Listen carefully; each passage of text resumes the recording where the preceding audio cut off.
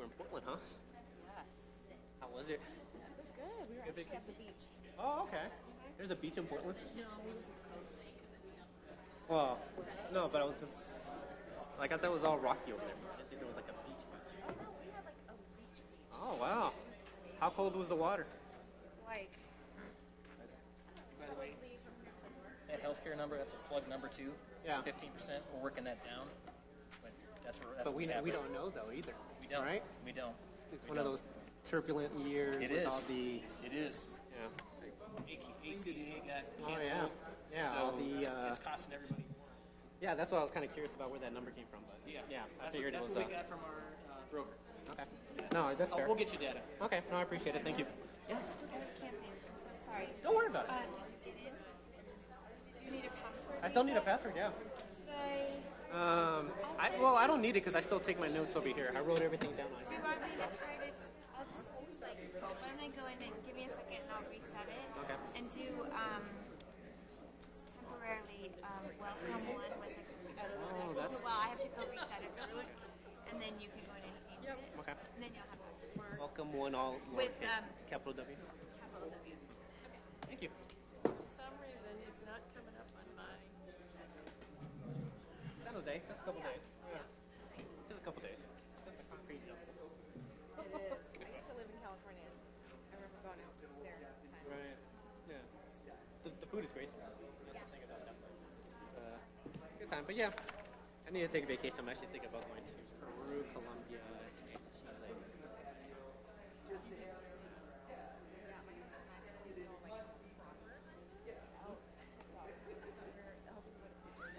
Oh, that'll be nice. We don't like that. A proper beach. Yeah, like a real beach. Yeah, but the beach in Oregon is really nice. Never been up there. Yeah, I don't think. I can't get this to come up. Good evening. Sore? I'm doing okay. Hanging in there. How about you? I heard you were working quite a bit. Well, not enough. Not enough. For both of you guys. Not enough. I heard from a lot of people that you were out working and... Yeah, we tried.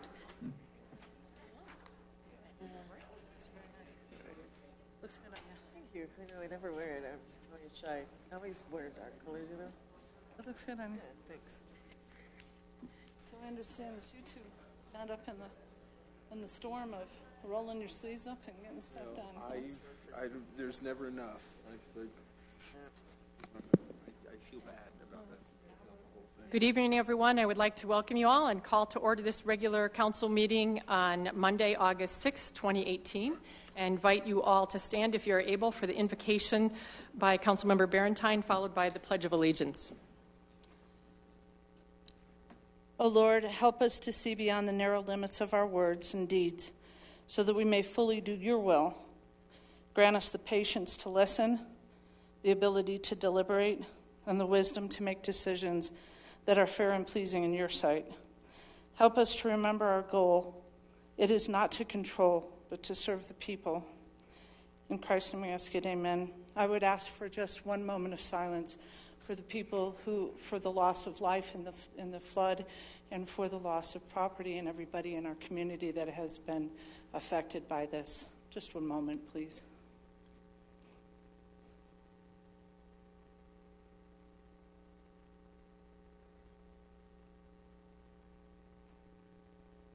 I pledge allegiance to the flag of the United States of America and to the republic for which it stands, one nation, under God, indivisible, with liberty and justice for all. Thank you. Would the clerk take roll?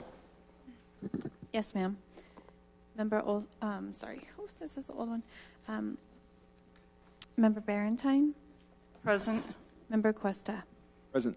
Member Martinez. Present. Member Wink. Present. Mayor Pro Tem Russell.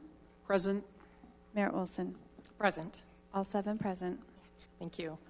Agenda item number 5 is consideration of the minutes of the previous session. I will take a affirmation of these minutes. Someone move. I'll move to approve the minutes from the regular city council meeting of July 16th. A second. Second. All right, any discussions, any corrections? Okay, let's vote to approve. All votes have been cast. Let the record show 7 ayes. Thank you. The next agenda item 6 is recognition of scheduled public comment. The deadline to sign up for our meetings for this special scheduled public comment is Wednesday prior to the meeting through the city manager's office. Only those who meet that deadline can speak in this section. We have another unscheduled section for those who signed up tonight. This is an opportunity for the public to address City Council. There is an expectation that the presentation will be conducted in a respectful manner. Council may ask questions for clarification, but there will be no dialogue. Please limit your presentation to 5 minutes. Written materials for presentation to Council may be submitted to the City Clerk as the speaker approaches the podium. And currently, the city's computer presentation equipment is not available for general public use. We are, as a city, however, working on a solution for use of AV equipment in the future. First up tonight, we have Jason Sakry and Dagan Thomas, who will address Council regarding Farmhouse Tap. Would you please introduce yourself and your address? Good evening. My name is Dagan Thomas. I live at 4969 South Sherman Street in Englewood, Colorado. My name is Jason Sakry, and I live at 3170 South Franklin Street in Englewood, Colorado. Tonight we are here to introduce ourselves. We are Jason Sakry, Dagan Thomas. We are with Farmhouse Tap. It is going to be a new tap house, not a brewery, but a tap house in the 4300 block of South Broadway. We will be in the northmost corner looking over that grassy knoll area of the Bank of the West, if you know what we're speaking of. So, Jason, take this over. There is a small PowerPoint that basically a slide shows so that you'll be able to reference definitely have that. So if there are questions, can reference that. As Dagan mentioned, we are going to be a tap room that's focused on the best Colorado craft beers, wines, sodas, and ciders that Colorado has to offer. Our goal is to serve the neighborhoods first, and this stems from our main business. Working Capital owns the property, and last fall we took down a barn near where I grew up in Minnesota. It was actually my best friend's great-great-great-grandfather who came from Norway and was part of the small community that built this barn. And we've taken this wood back to Colorado, and our initial plan was to help add value to the building by putting it on the outside. And now that we've had turnover with our first tenant on the north side, or the north spot of the building, we really feel that in terms of our goal of serving the neighborhood first, that we could put together something that would really serve that goal in terms of finding a way that will bring neighbors together. We're going to be dog friendly, and really just encourage people to sit down and enjoy a drink together. We are planning on opening. We were hoping for Labor Day. We're probably shooting more for October at this point.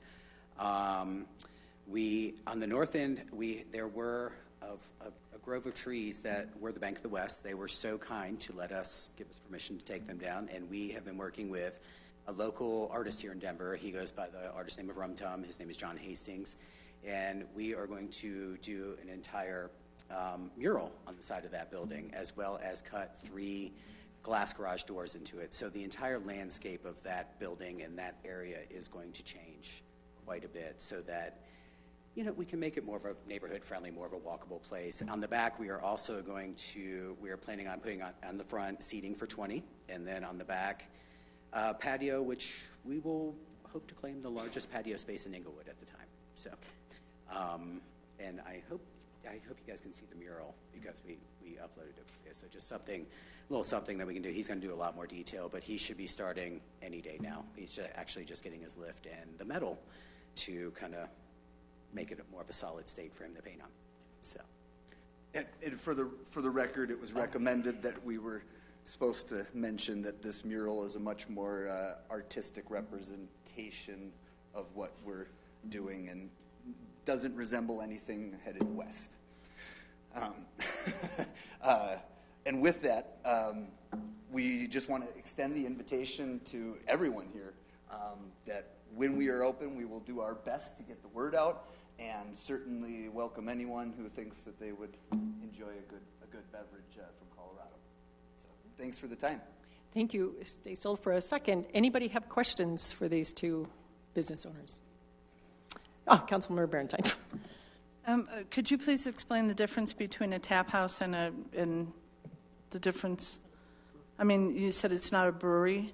So we will not be manufacturing beer on site. There are over 240 breweries in Colorado, so we want to just host and show what they have to offer, the best that they have to offer. So it's going to be a continuous rotation of taps as far as beer. Oh, okay. And so that's why you're serving cider and wine as well, because you're not limited to what you make on and you said that the mural was starting. How long do you think that process is going to be over there? He's hoping it'll take about 4 weeks throughout. He's not going to work full time this week, probably like 3 days a week throughout this, because he has other projects to do. So he's hoping to focus on the weekends and then just go at it full time. So.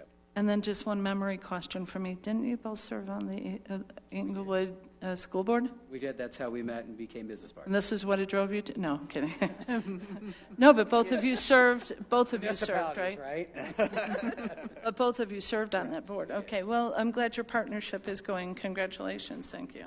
Thank you. Yeah. Thank you very much. Have a great evening, everyone. You too. And next up is Emily Gonzales. I think somebody else has a question for you. Oh, sorry, I didn't notice. Councilmember Wink had her light on at the end here. Quick question. Who's doing the mural? Rumtum, if you look up Rumtum, R-U-M-T-U-M is his artist name. John Hastings is his real name. You'll see a lot of his work up in Rhino. But we both presented to the Arts Commission at the early stages and interviewed a number of different artists and felt that he reflected what we were trying to portray and the changes that we're trying to encourage in our community. Good. Excellent. Thank you. Thank you. For those who are new here, we will be making council responses to the comments at the end of the agenda item 7. So you may want to stick around to hear what anyone else wants to say. If you don't want to, that's fine too. But I just wanted to let you know that, everyone who's here tonight. Second up is Emily Gonzales, an Englewood resident. She's here to address council regarding parks and recreation.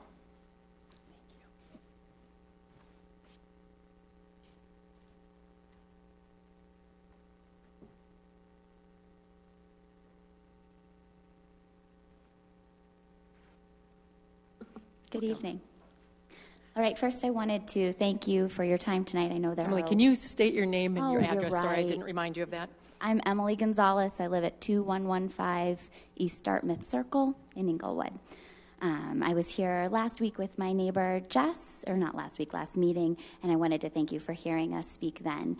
Since then, we've spent some time with Mayor Olson, with Dorothy Hargrove, and with Dave Lee, with Parks and Rec, and attended the different budget meetings that the city hosted. And in those meetings and conversations, we recognized that there isn't enough money in the budget to do what we feel is important as a community for our parks. No matter what it comes from, we don't have millions and millions, which is what the 2017 master plan really calls for in order to upgrade and revamp our parks. So we wanted to start the conversation around next steps in order to ensure that the work we are doing for our parks really meets the standards that we have as citizens. So in our mind, we feel that there are really 3 options that we need to consider. And so I'm here to ask City Council to task the Parks and Rec Department with investigating these 3 options. Before I get into those 3 options, I do want to back up and just let you know that one of the things I gave to the city clerk is our most recent I guess it was sort of like a petition that we started just around our neighborhood, around Packy Romans Park. And it has over 60 signatures on an electronic form and over 20 on a paper form. So it's 80 residents that have voiced their support for needing to do something about our parks. And we do believe that we will continue to gather more signatures and more support, and I'll talk about that in 2 minutes when I see this thing change to minute number 3. So those 3 options that I'm here to ask City Council to task Parks and Rec in researching are, first, to see what would happen if we did nothing, if we essentially found the money in the budget to just serve the parks as we've been doing, what that would look like, what our parks would look like. We don't believe that that's a very good option, but we do think that needs research. The second would be to raise funds to make improvements and maintain our parks to the level that the 2017 master plan calls for. So would that be a bond? Would that be sales tax? What would that look like? And what could that provide? And the third thing that I think ought to be researched is a merger or contract services with South Suburban. What would their services be, and what would that cost residents? I think that study needs to be conducted before Englewood residents can do much else. So that brings me to what Englewood residents are doing. My neighbor and I realized we weren't alone. Obviously, there were 80 or more people just in a quick snippet in our neighborhood that want to be a part of this. So we have started a grassroots organization called Friends of Englewood Parks.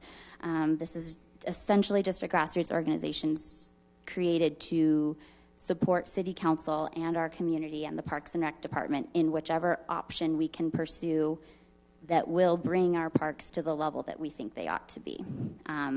So that's why the research is then needed, because then these Friends of Englewood Parks can really engage.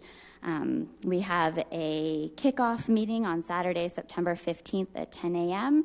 We've just begun promoting that. It's at Packy Romans Park. There's a Facebook group and an event on Nextdoor and a flyer freshly made that we will make sure that we're communicating out to others. And I wanted to share that because if there are other people in the room who are interested in supporting their parks or simply learning more about where we are with funding and what the gaps are, that information will be provided at that meeting. So Mayor Olson and Dorothy Hargrove will be speaking simply to provide information. So it's really an informative kickoff meeting so that we can all be aware of where we are and where there might be gaps in funding. I've given the flyer and the petition to the clerk, so y'all will have that. I can also send out an email so you have it electronically as well. I appreciate what you all are doing for our city, and in attending those city budget meetings, I realize just how tight our budget is, and it's not just for parks, and I understand that, but this is going to be my pet project that's important to me. So thank you for your time. Thank you. Anyone have questions for Emily?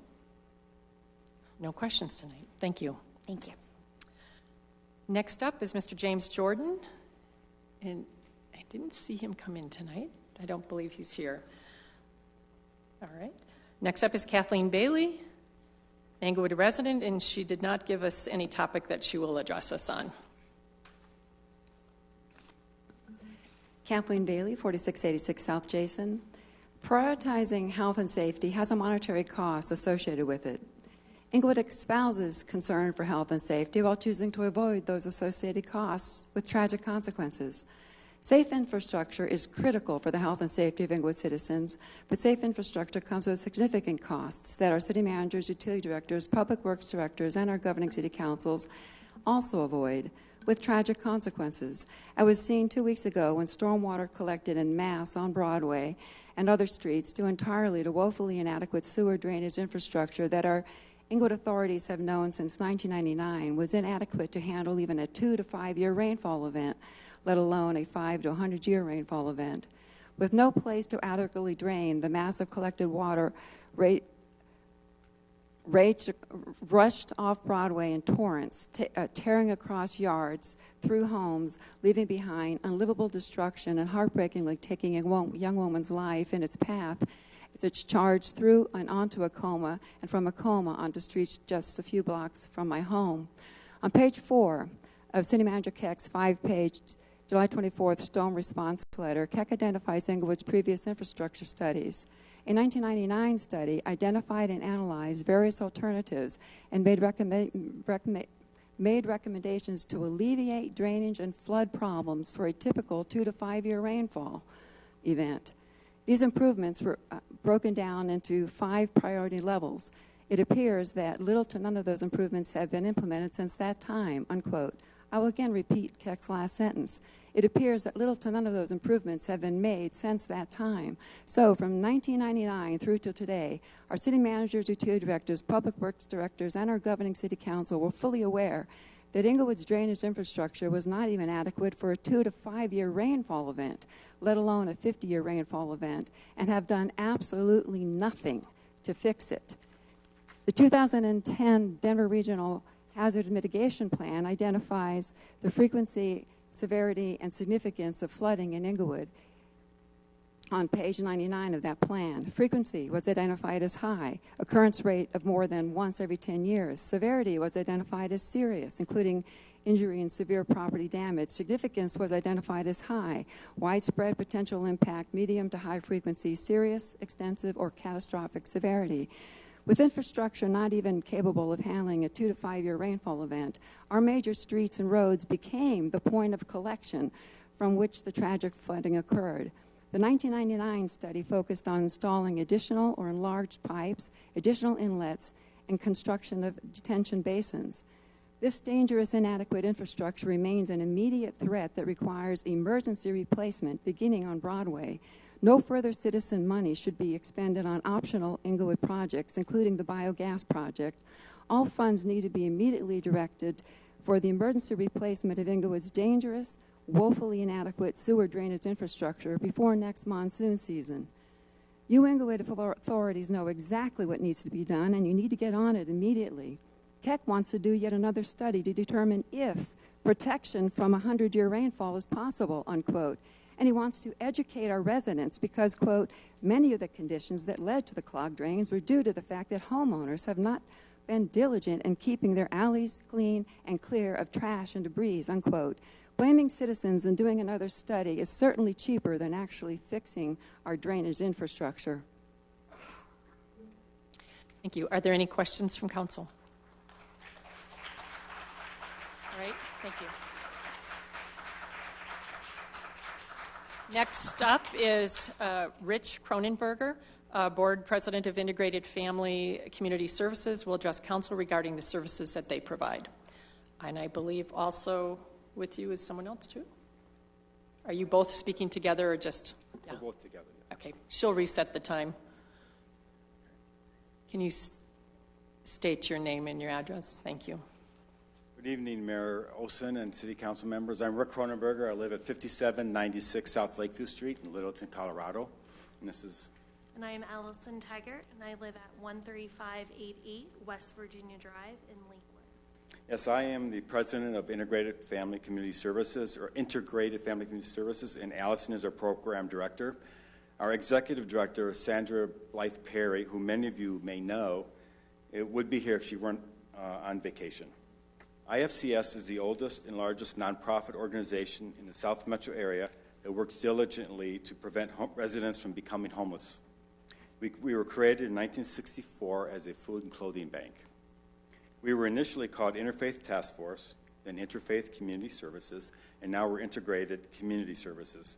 Nevertheless, we have always been IFCS with the same original mission, helping the working poor, indigent, and homebound elderly. Our service areas include the western half of Arapahoe County, the cities of Englewood, Littleton, Centennial, Sheridan, Glendale, Greenwood Village, Highlands Ranch, Lone Tree, and portions of Douglas County. IFCS is fortunate that we have strong name recognition and a supporting community, but our costs are rising, as is the need for our services increases. IFCS is funded by donations from individuals, businesses, community organizations, congregations, special events, foundation grants, federal, state, and local government support. In addition to actual funding, many donated services and equipment supplement our budget. Thousands of volunteer hours, food, clothing, and household items are donated each year, ensuring that IFCS can continue to provide our much-needed services in this area. IFCS provides a hand up, not a handout, by giving motivation, incentive, and providing services not available elsewhere in Arapahoe County.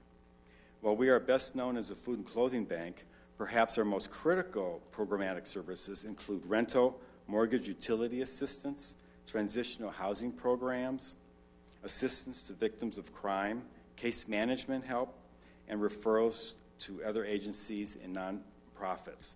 The Thanksgiving and Christmas baskets and school backpack for our Ready, Set, School program are always in high demand.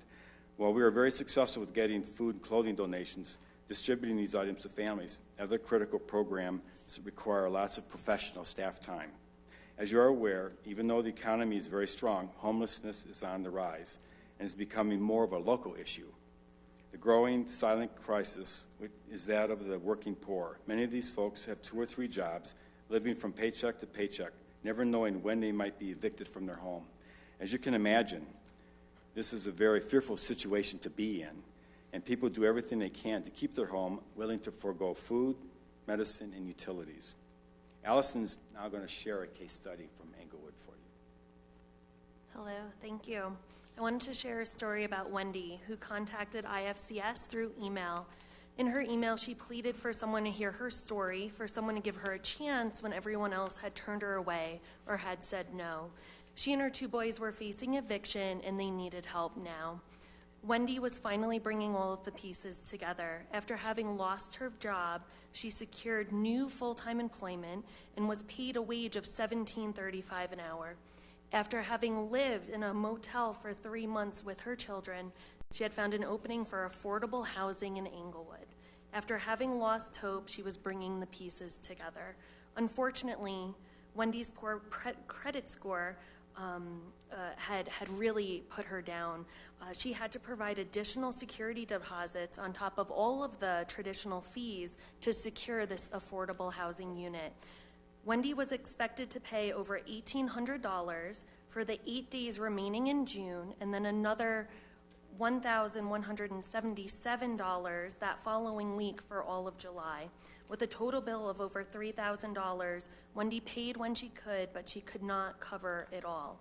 Struggling to break even, Wendy turned to her friends, her family, and her community. She received a few $100s, but she still needed help. Through the Rapid Response Fund, a collaborative approach between IFCS and other financial assistance partners, we were able to assist Wendy with her July rent and also with her August rent so that she could have a step up for September. Wendy shared with us that she believes her 2 boys would be back in a motel if it hadn't been for IFCS. Overwhelmed, overjoyed, and grateful, she had never imagined anyone would come together like this to help her, let alone people who she had not known. She now has hope for her future. I would also like to share with you in your packets, we have provided some statistics regarding Englewood residents and our total expenditures for all of those who we help through IFCS. And in there, I would like to show that the goods and services are valued for City of Englewood residents at over $400,000, with the total that IFCS provides to everyone in our service area being a total of $970,000. So what we wanted to share today is that the City of Englewood, some of your residents are in high need, and we are here to help, and so we are asking today for your help in getting those services out to them. Yes, IFCS greatly appreciates. Council, I just wanted to let you know I'm letting them go longer because they both signed up, so they actually have more than 5 minutes. If you're okay, we're going to let them continue, but if you could finish up, that'd be great. No, we will. It's real quick. Thank you, Linda. IFCS greatly appreciates the financial assistance we've received from the City of Englewood. We understand that there are many demands on your city budget and that social services are not usually a local matter that needs to be addressed. However, preventing homelessness is becoming a local issue, as we are aware, and that affects everybody who has to deal with it. Charitable organizations are all struggling, and it's no different at IFCS. Traditional sources of funding are drying up, while the cost of providing these services continues to increase. The costs that fund our professional staff of social workers are in the greatest jeopardy. After all, you need qualified staff to provide the support required. On behalf of the Board of Directors and staff, we hope you look favorably to increasing the City of Littleton's past support during your next budget cycle. When we all work together as a team, we will be more successful in preventing homelessness and increasing the public awareness of this silent crisis. Thank you. Thank you. Any questions from council? Councilmember Barentine. I appreciate the work you've done. I've been involved with Interfaith Task Force for a long time. I actually did not realize that that's what it stood for, so I kind of missed the name piece of it, but I'm glad you still have the name recognition. We have a plethora of organizations in this recent homeless upswing and what's gone on in Denver going on. Have you been working with Change a Trend, Love Inc., Englewood Cares, any of the other organizations that have popped up in our community in order to address this? Well, we prevent the homelessness, so if they have people that are going to become homeless, they will send them to us. Okay. But we don't deal with the homeless directly. And it was my understanding that a lot of the federal funds that go to the state that go through the county go through your organization as well. Is that true? They do. They come down to our organization. Okay. The City of Englewood, I think last year gave $3,000 for our assistance. But as you know, costs are going up. But we all support you through that funding from the county funds you as well, right? I don't think so. I think it comes through the county. I mean, because the social service programs come through the I apologize. That's what I said, was that it comes through the county. Okay. Thank you very much. Thank you. No other questions? Thank you. Next up is Jerry Allen, an Englewood resident, will address council regarding the flood.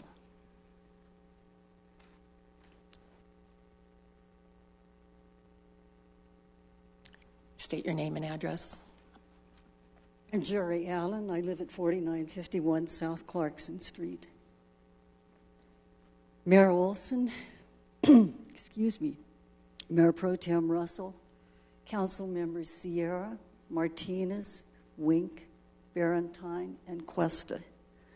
I want to start by thanking Mayor Pro Tem Russell and Council Members Cuesta and Wink for giving hands-on assistance to the victims of the July 24th flooding. Others of you may also have helped, and if so, I thank you as well. Additionally, I want to extend my sympathy to any of you who may have been affected by the storm. One of the things I find the most distressing about the city's response to the flood is that, so far as I know, to this day, the city has never expressed directly to the victims and their friends and families the sympathy their fellow citizens feel for them. It is one thing, excuse me, to describe an event as tragic or to say the city is sorry to hear about a death. It is quite another to tell the victims that we grieve with them, that we are with them, and that we will do everything we can to help. That message is one that should have been conveyed at the earliest possible moment. Had that been done, I believe far fewer people would have felt so abandoned that they turned to the media for assistance. That is why I value so highly the previously mentioned efforts of our council members and Mayor Pro Tem. They were the face of the city to our neighbors in their time of need, when justly irate citizens were perceiving our city management as both indifferent and inept. The city manager's report to council acknowledges that victims have a right to be heard, seen, and cared for, and that systems must be developed to see that this is done. That is a step in the right direction, but it fails to recognize that on July 24th, we already had one resource that was never utilized and must not be overlooked again. Most democracies at all levels of government recognize that those charged with rescue and remediation cannot simultaneously respond to suffering citizens' needs for nurture. Accordingly, they have delegated that duty to the highest-ranking public official directly accountable to the people. Englewood's city charter follows that pattern. Article 3, paragraph 24, requires that the mayor shall be recognized as the head of the city government for all ceremonial purposes. Englewood at present is unique in having a mayor who has an undergraduate degree in psychology, who developed empathic skills by working at Community Mental Health Center, and who has a PhD in communications, emphasizing group collaboration and leadership development. I do not understand why the mayor's activity was apparently restricted to signing a resolution requesting funding, when common courtesy and civic duty require that a message of sympathy and encouragement be given to citizens in deep distress. The disregarding or overlooking of that ceremonial function was and remains a conspicuous example of the city's sadly inadequate response to our citizens' needs at a critical moment in our history. Thank you for your time. Thank you. Any questions from council? Thank you. Next is Elaine Holtz.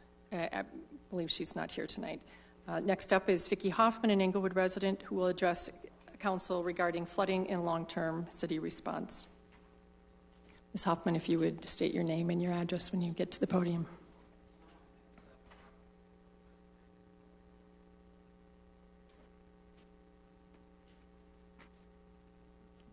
Hi, my name is Vicki Hoffman. I'm my husband and I own the house at 4630 South Bannock Street. Is that where you live too? Could you state where you live as well? I live for in the record. Centennial. Okay, thank you. I would hope that you could give me a little bit more time. My husband's unable to stand, and he wanted to speak, so hopefully you can give me a little bit of leniency here. July 24th, 2018, a storm that took the life of Rachel Haber, a day that affected the citizens of Englewood, Colorado, a day that will forever be embedded, a day that I'm sure the Habers will never forget, a day that shifted the community to holding the city, the utilities department, the mayor, and the city employees accountable for their lack of compassion and genuine disregard and gross negligence of maintaining storm drains, culverts, and the health and safety of our citizens. A day that became a day of displacement for families, houses destroyed, loss of income, loss of life, loss of family heirlooms. No emergency notification system has posted on your website. No emergency management, no mitigation, no capabilities for effective disaster response, no immediate reaction, and no recovery to helping the rebuilding of affected citizens. A day that did not need to happen and one that will never be forgotten. July 25th, a city council meeting consisted of a discussion of homelessness for 45 minutes and a 15-minute update on the sinkhole on Santa Fe. No discussion of affected citizens, no public comment from the city, as the city, I do believe, was calculating its collateral damage and were certainly being advised by the city attorney as to completion of a public statement. No city official in sight, no help, only news coverage. City employees had to locate the original blueprints of the city to determine whose responsibility it was to maintain the culvert between 4640 and 4650 South Bannock Street. City employees do not have chainsaws. The conditions after the storm were a health and safety issue. Bug-infested dumpsters were finally provided by the city on Monday, 6 days after the storm. July 26th, official statement made by Allison Carney, communications manager, an acknowledgement of guilt of the endangerment of health and safety of the residents of Englewood. Blame a 100-year flood. Again, no city personnel in sight. A day I paid the city of Englewood a visit. a day where the building permit personnel did not acknowledge me immediately, a conversation between 4 city personnel bragging about how much the city would make from us for upcoming permits that we would have to pull. An assistant from the city manager's office came out to speak to me after a building permit employee went into that office, and I could hear him say, "Some crazy lady wants to speak to someone." That was me. The assistant insisted that our insurance should take care of our damage, only for me to inform her that none of us had flood insurance. That night I discovered on Englewood's website, through a study dated 1998, that we are on a floodplain. This was never disclosed when we purchased this home. An area on the website that states we are in a high flood zone, only to find out that we were classified on the FEMA site as minimal. The city would like to blame this on a 100-year flood, even though for 4 decades the city has chosen to ignore this problem.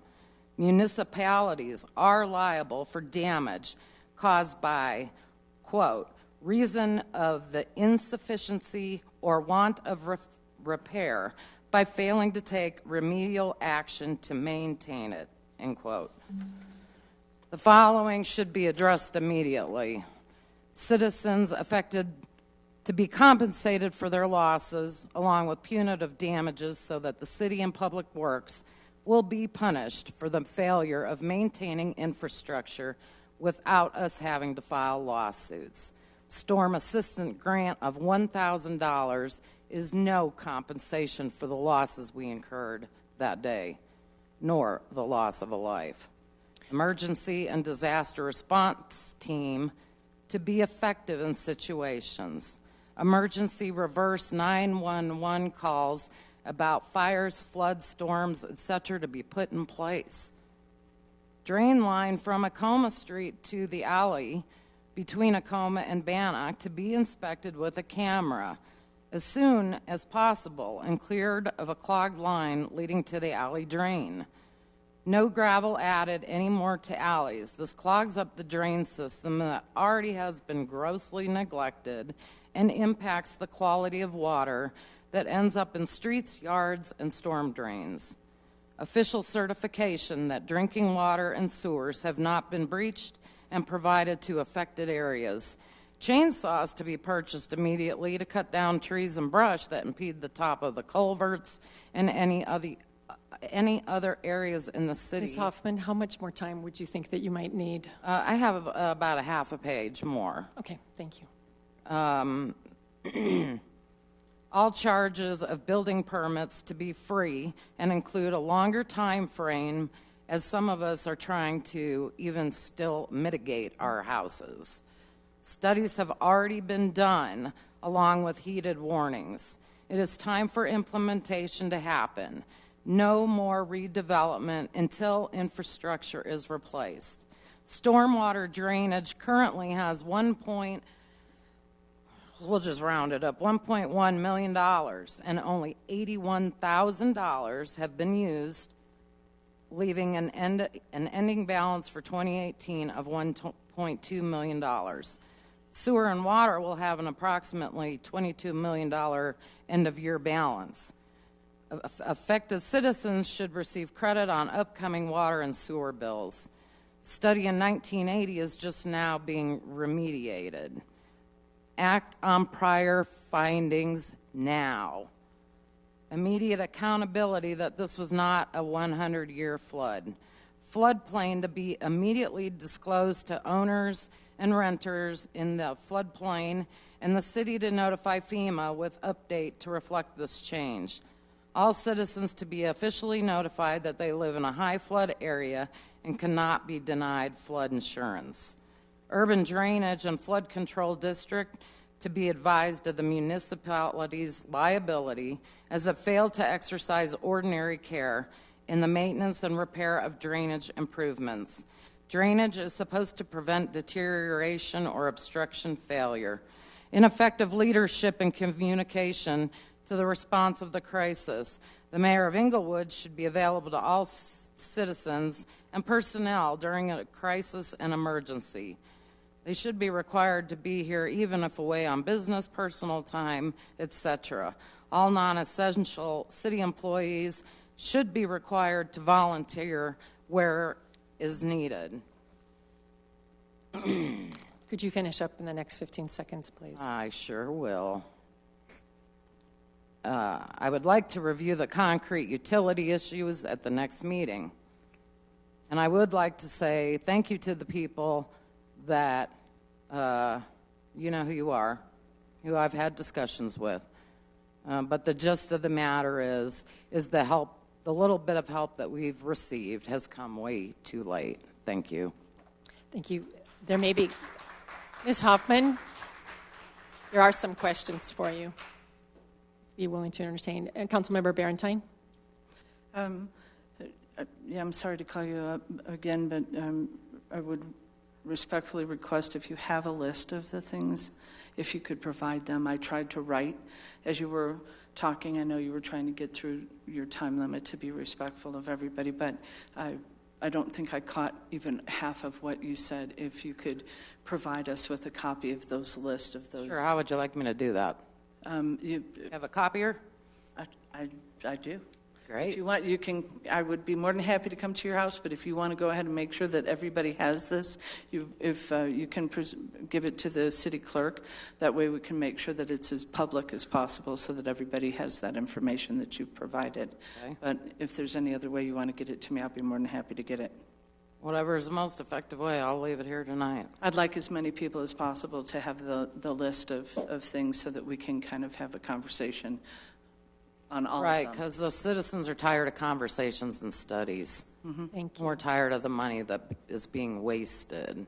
Thank you. I appreciate that, and thank you for being willing to provide that information. Thank you. That's it. And no one else has questions, I don't believe. Thank you. Thank you for coming. Next up is Doug Cohn, an Englewood resident, who will address council regarding a historic perspective on flooding in Englewood. Good evening, council and members of the audience. I have a few of these handout things on the end of the bench over there if you want to take one home. I provided you a topographic map from 1937 on the page. Visualize going down Broadway. You come up the hill from downtown here. Quincy is the high spot. Then you go into the valley. Bellevue is the high spot. You go east of Broadway. After you pass Clarkson and then Franklin, you drop into the valley that has University on it. Franklin, the water flows west towards Broadway. It flows north from Bellevue. It flows south from Quincy.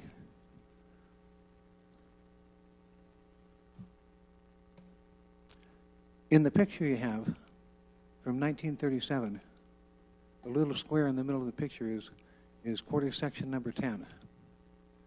Houses in 1937, nobody built any houses on what would later become Acoma, Bannock, or Cherokee. The houses that were flooded were built right after World War II, 47 to 51 on the houses I researched. So somebody made a decision to put a pipe in apparently way back in the 50s. If you look at the upper left-hand corner of the map, there's a pond right there. That's a stock pond for the cattle that used to graze there, the dairy herd. So apparently there was some kind of a living stream coming down through that valley at some point. Is the stream still there? I don't know.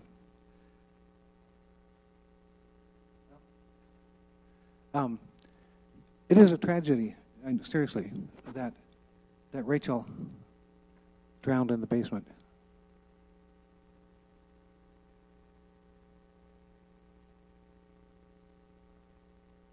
I looked through my resources for Englewood historic flood things. That area, the only other time I could find that there was a big flood was August 11th, 1911.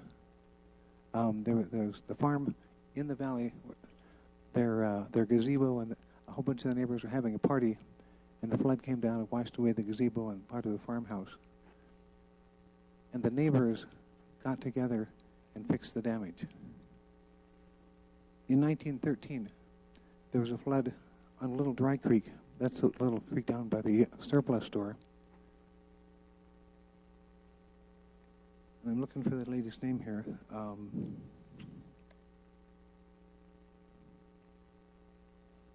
Mrs. Julia Guthrie and her 3 children were made homeless, and the neighbors got together and helped. What I'm discovering is, across the years, here's the years of the floods, mostly on Little Dry Creek. 1909, 13, 17, 21, 27, 33, 53, 56, 65, and 73. And none since then. Even the hurricane 2 weeks ago, Little Dry Creek stayed in its banks. The difference there was a fellow named John Nickel, who in 1966, after the big flood we had here, concluded that a dam needed to be built on Little Dry Creek at Holly and Arapahoe Road that would stop Little Dry Creek from flooding. Greenwood Village is very happy. Centennial is really happy. Cherry Hills Village is really happy. Now, we haven't had that, except for that one flood that came from a different direction. What am I trying to get across here?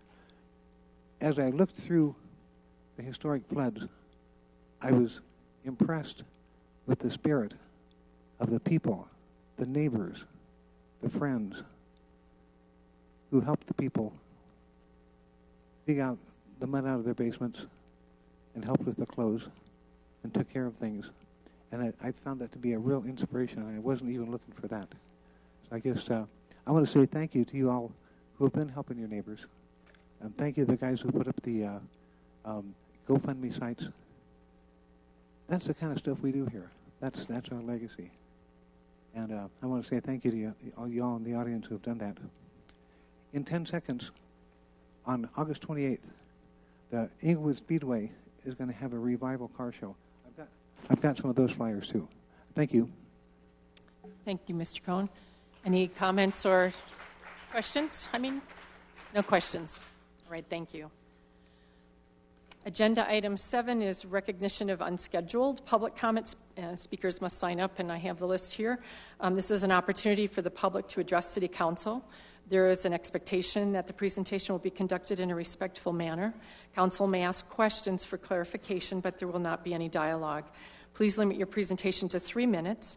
Time for unscheduled public comment may be limited to 45 minutes, but I think we're fine tonight.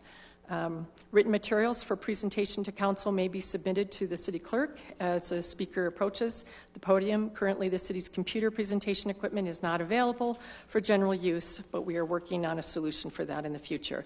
As you approach the podium, please state your name and your address of residence. First up is Mr. Matthew Schultz.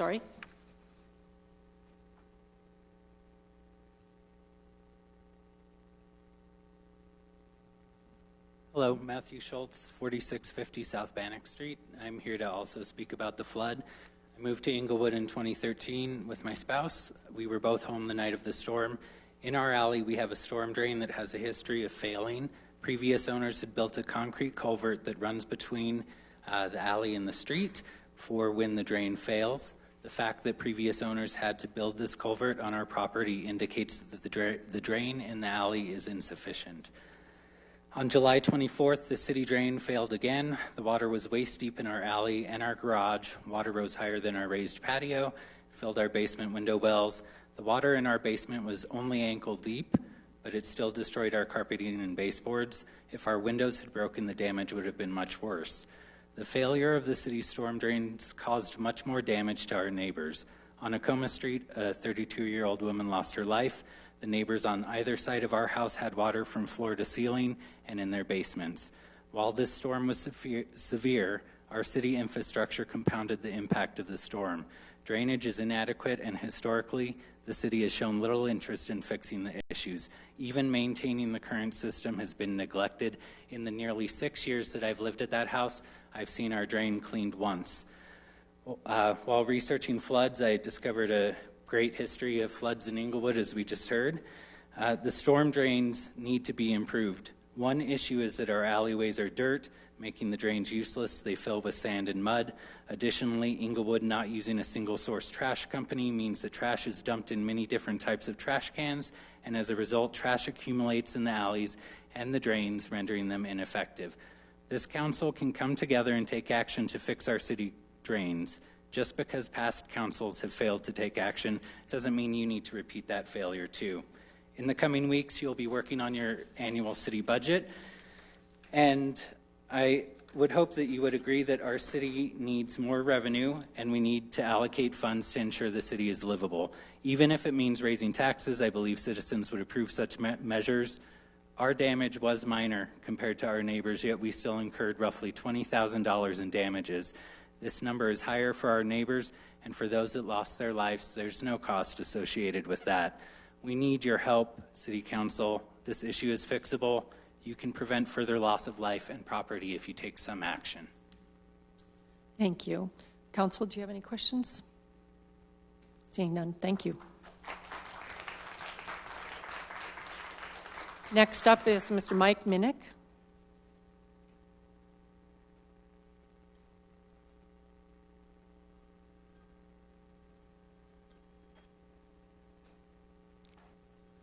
Hi, I'm Mike Minnick. I own 4661 South Acoma.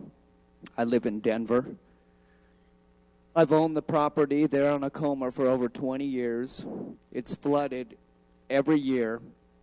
It didn't flood to the degree that it did here this last time. About 15 years ago when it flooded, the city came right in the very next day, lifted the carpets, put dehumidifiers in and fans, and was able to save everything, and we were not billed. This time when this happened, this was 1,000 times worse, and I didn't speak to anybody from the city until Friday when Dave came knocking at my door, and he was wondering how many city people I've spoken to so far, and I let him know he was the first one. So I believe something was majorly going on with the city of Englewood that we didn't see anybody there till 3 days after the flood. I don't know what was more important than somebody dying on your city streets. The city drains, too, that were put in, if you look there on Acoma, about 4661, you could see the drain there, and it's about an 18-inch flood drain, right? And you just put in this school over here, and you put flood drains around it with gravel protection and all that, and it's good. That's very good, because we want to keep our children safe. But then when our children are at home, they have a chance of drowning. I think we need to take what we did at the schools and go through our city sewer systems and see if we can make everything that adequate.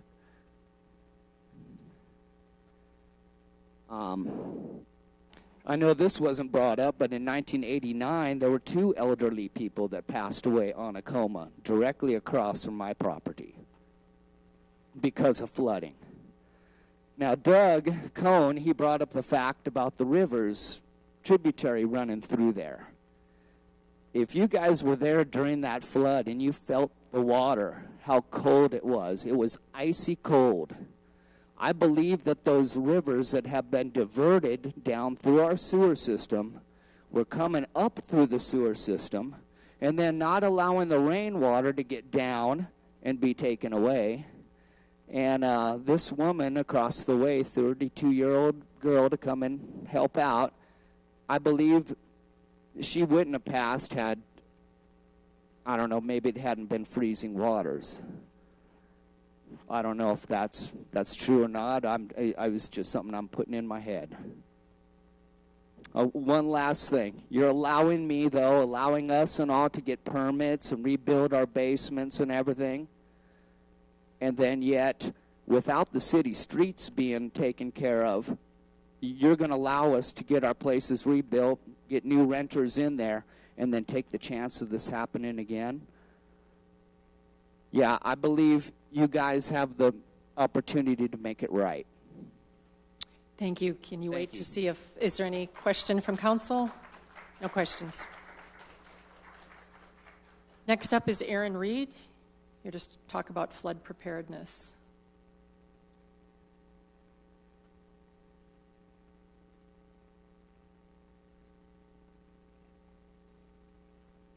Good evening, Aaron Reed, 3584 South Corona Street. Good evening, Council. I'd like to start this off with, ironically, I was at the same meeting that Emily was at, and we were talking about budget problems.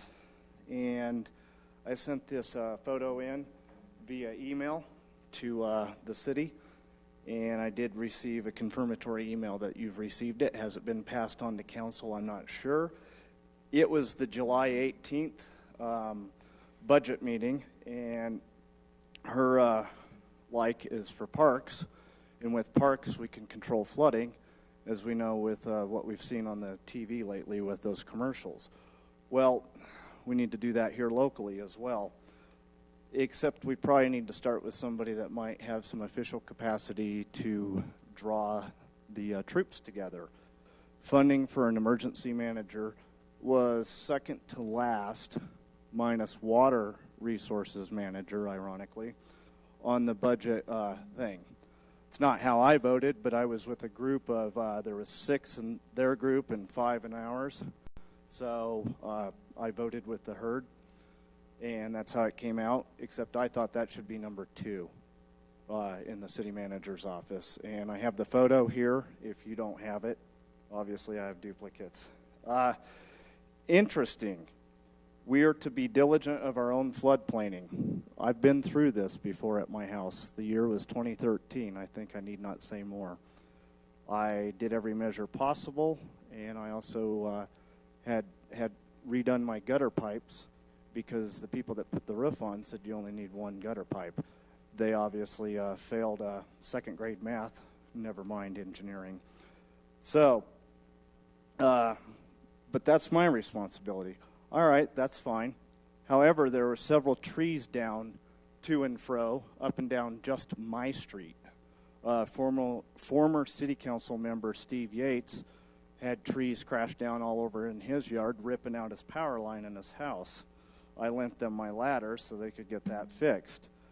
More pressing was the neighbor across the street whose husband is in, hospice care. So he was definitely not a physical capacity to do that stuff at their house as he once did. So I did it for her for just the cost of the dump fee as a donation. So, and I know my block and this whole entire city is not the only place where that took place. I have several other places I know where that took place, including right by the hospital there on Logan, between Floyd and Old Hampden. Our duty for the alleys, well, let me tell you something. I've got a couple pictures here from the neighbor's alley, my alley, and so on. But when the grade was pulled, it was set so you couldn't drain into there because it's 3/8 of an inch shorter. You can't make that deficit up, not over 100 feet. But I'm just a handyman. What do I know? Yeah, we do need the emergency manager position, just for a point of view to have plans, because the next life lost, all the planning in the world without the position filled, funding aside, yes, I'm for a tax raise. And as anybody knows, I'm very Republican and against taxes, but in this instance, no way. We need a tax raise. Thank you, Council. Thank you, Mr. Reed. Does anybody have questions for him before he leaves? Seeing none, thank you very much.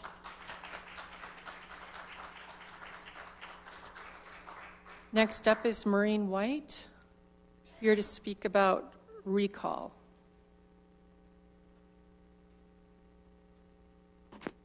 Good evening. My name is Maureen White. I live in the 3200 block of South Grant Street. I came tonight to speak about the recall, even though I live in District 1. But after what I've listened to tonight, I don't have the heart or the stomach to talk about that tonight.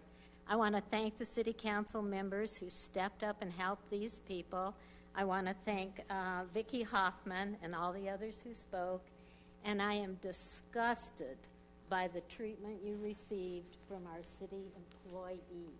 And I hope that's a wake-up call to this council to address the city employees and that kind of behavior. Thank you.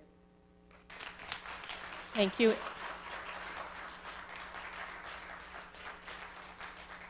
Last up tonight is Elaine Avance, here to speak about chicken nuisance.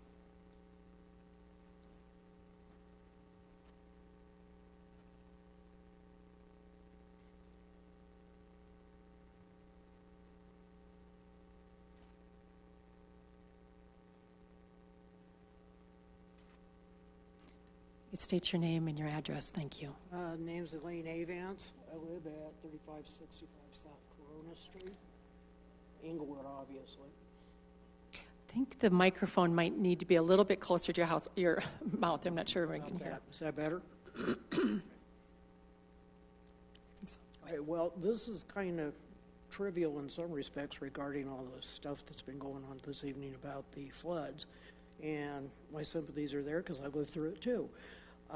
My issue at this point in time is a code enforcement thing regarding livestock and fowl and that type of thing that are in the city. I contacted somebody here a couple, 3 weeks ago regarding some chickens that I have living next door to me. And they referred me on to the head of code enforcement. When I spoke with code enforcement, the gentleman I spoke with, and I cannot remember his name unfortunately, advised me of the fact that there weren't any rules regarding roosters or chickens that were actually observed, even though it is an ordinance, due to the fact that some of the higher-ups within the city council have chickens also. And so I asked him, I said, so you don't do anything about them? He said, no, it's kind of a gray area. I said, okay, here I am. I've got chickens. I was advised by him to get some information regarding how they were affecting my life, my health, etc. I found it kind of disconcerting to think that I had to give medical information to a code enforcement officer that was supposed to be taking care of some of the ordinances here in the city. I've given the paperwork to this little girl over here, and I would hope that, they would do something about taking care of it. I live in Englewood. I don't live in the country. If I wanted a farm, I would be living there. The roosters affect my sleep.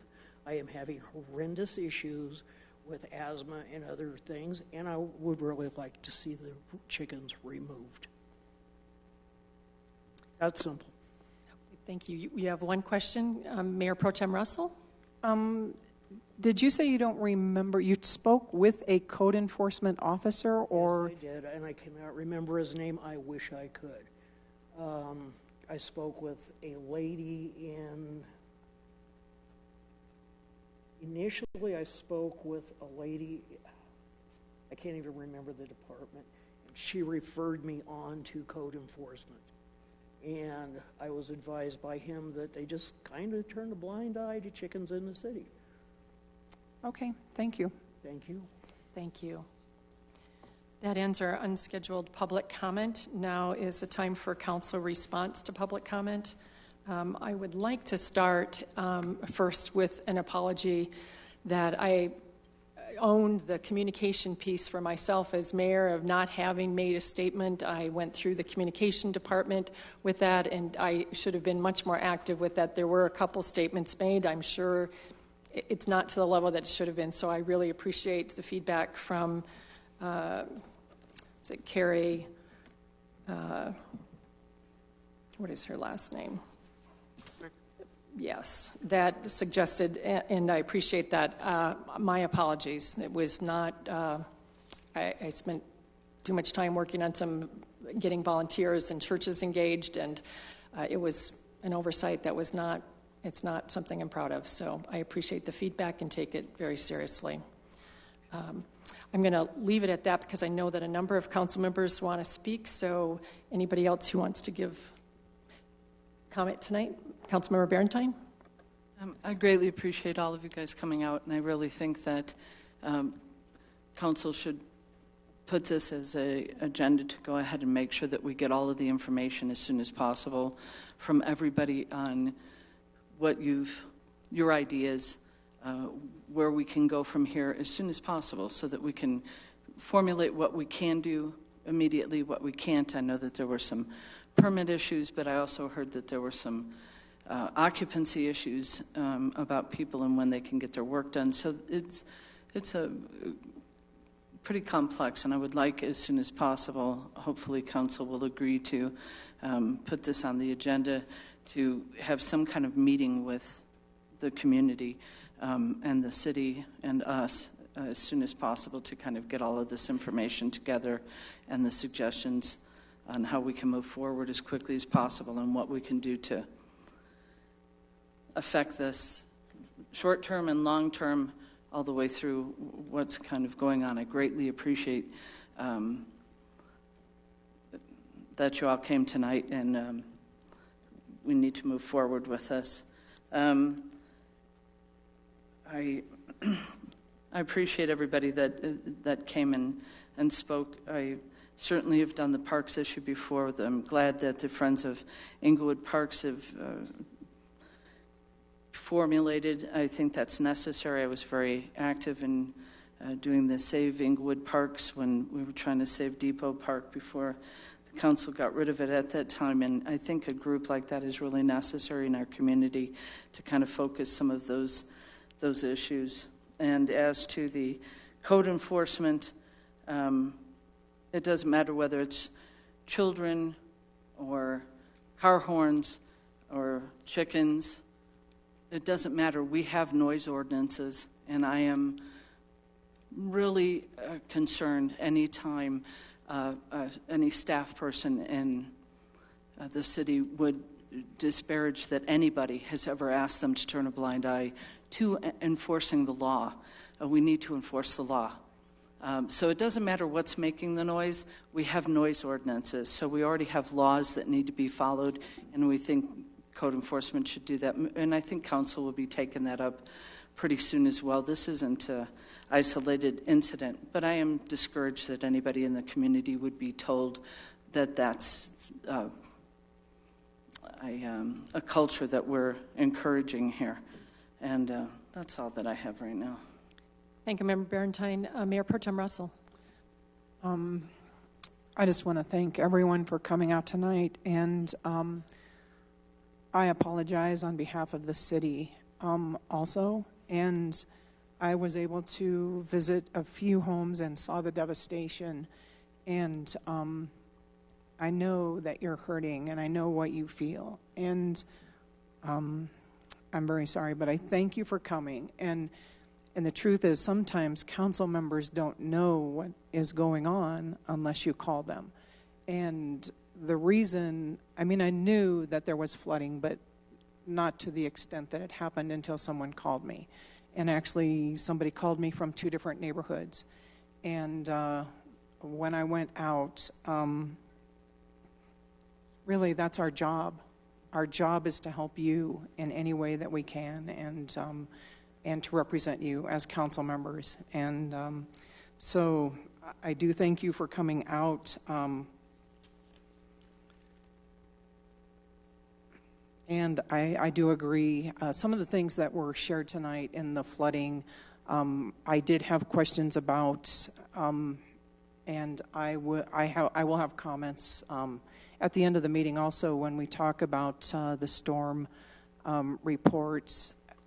As far as the emergency manager, Ms. Hoffman, I appreciate what you brought up and that you had printed out the page on the website that tells that we do have an emergency management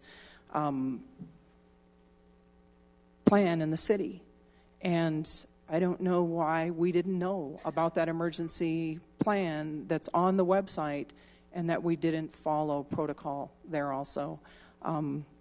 So I do believe that this council has some issues to address, and I too would like all the information. And I do believe there are probably more people out in the community in running into people. Oh, I had flooding in my basement too, so not everyone called. I think there may be, I think that the areas that Mr. Cohn talked about this evening, in that area perhaps was the worst flooding, and it grieves me that someone lost their life there.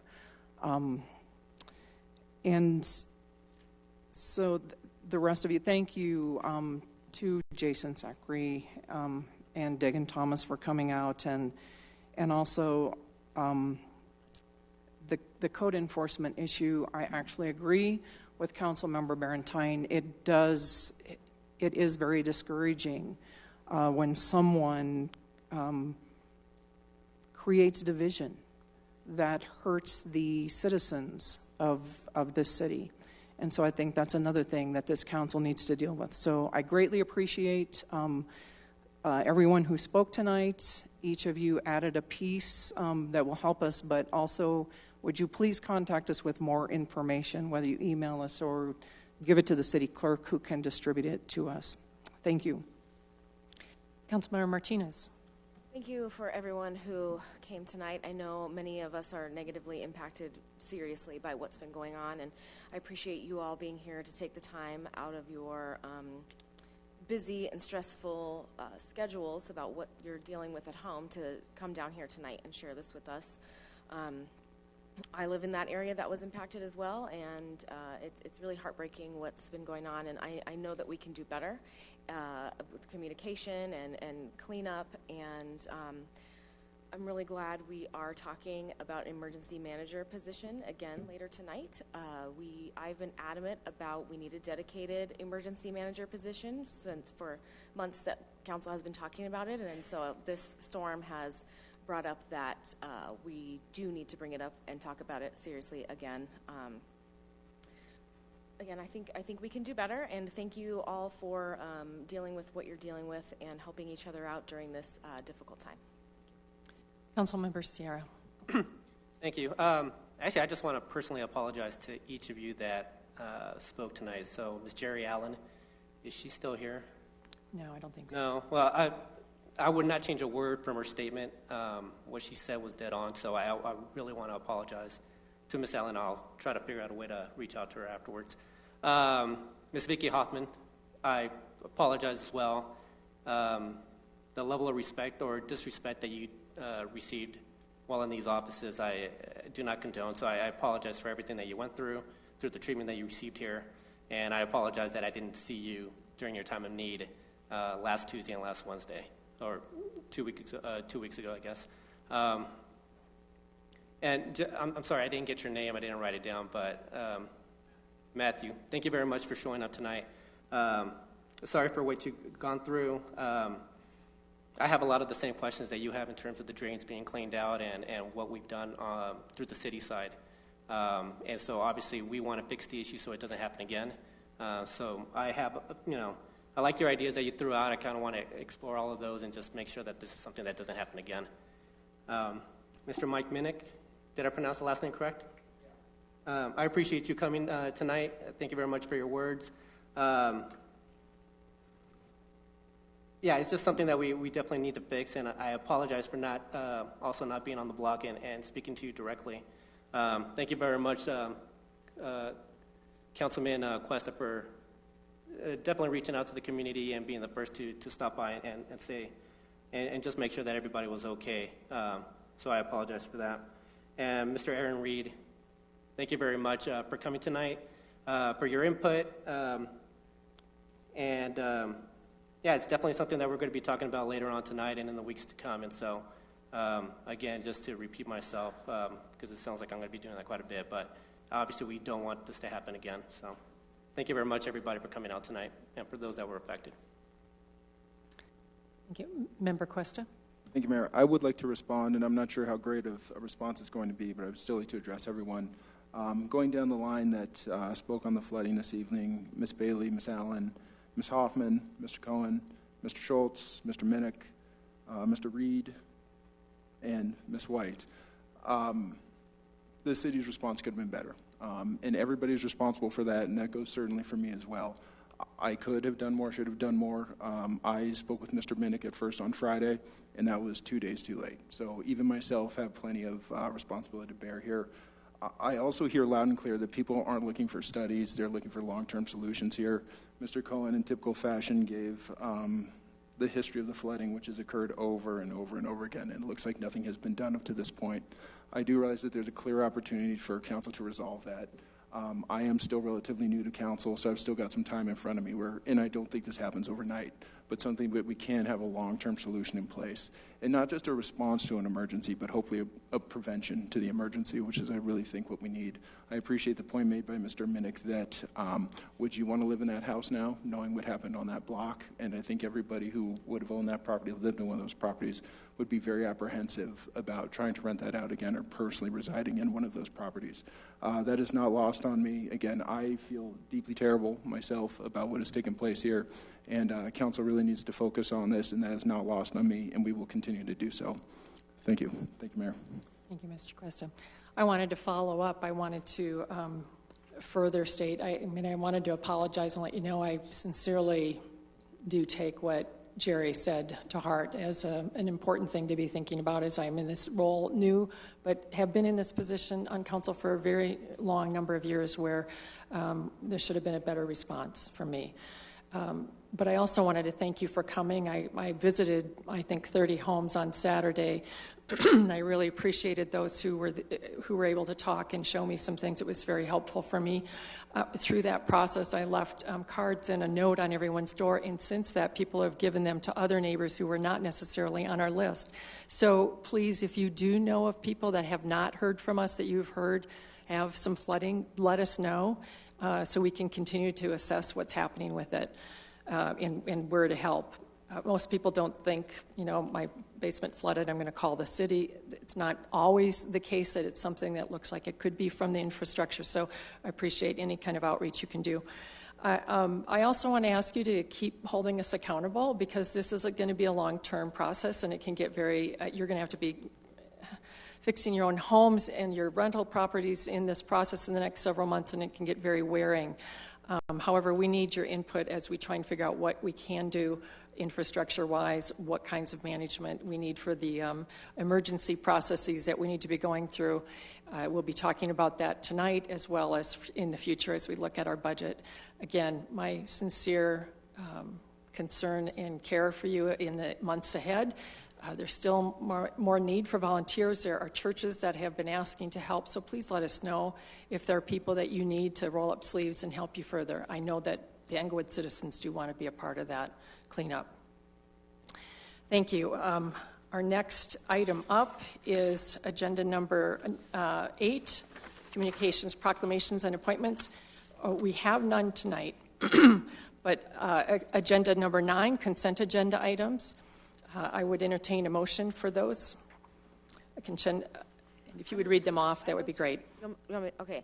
I move to approve consent agenda items 9A1, which is Romans Park permanent easement, 9A2, ordinance for temporary waiver of building permit and plan review fees, 9B1, recall election IGA with Arapahoe County, and 9C1, award contract to Zybid for EPD headquarters dispatch room furniture. Thank you. Can I have a second? I'll second that motion. All right. Any discussion? Sorry. Councilmember Barentine. I would like to pull both 9A2 and 9B1. Right, thank you, 9A2 and 9B1. Mayor Pro Tem Russell? And then I have just a question on 9A1. And my question is, this is the Romans Park easement, and they switched where they want to do the easement to the east side of the park instead of the west, because only 50 homes will be put out instead of 250. My question is, will those 50 homes be notified ahead of time so that when their power is off for 12 hours, they'll know it before it happens. Yes, we'll make sure that Excel does that, or if we need to work with them, we'll do that. Thank you. Can I add to that? Can it be more than 24 hours notice? People have families, and if school is going on and they don't know something's coming, I think they need to plan for it. Thank you. All right, that leaves us with 9A1 and 9C1. A motion to the, we have a motion and approval. Can we vote? Please vote.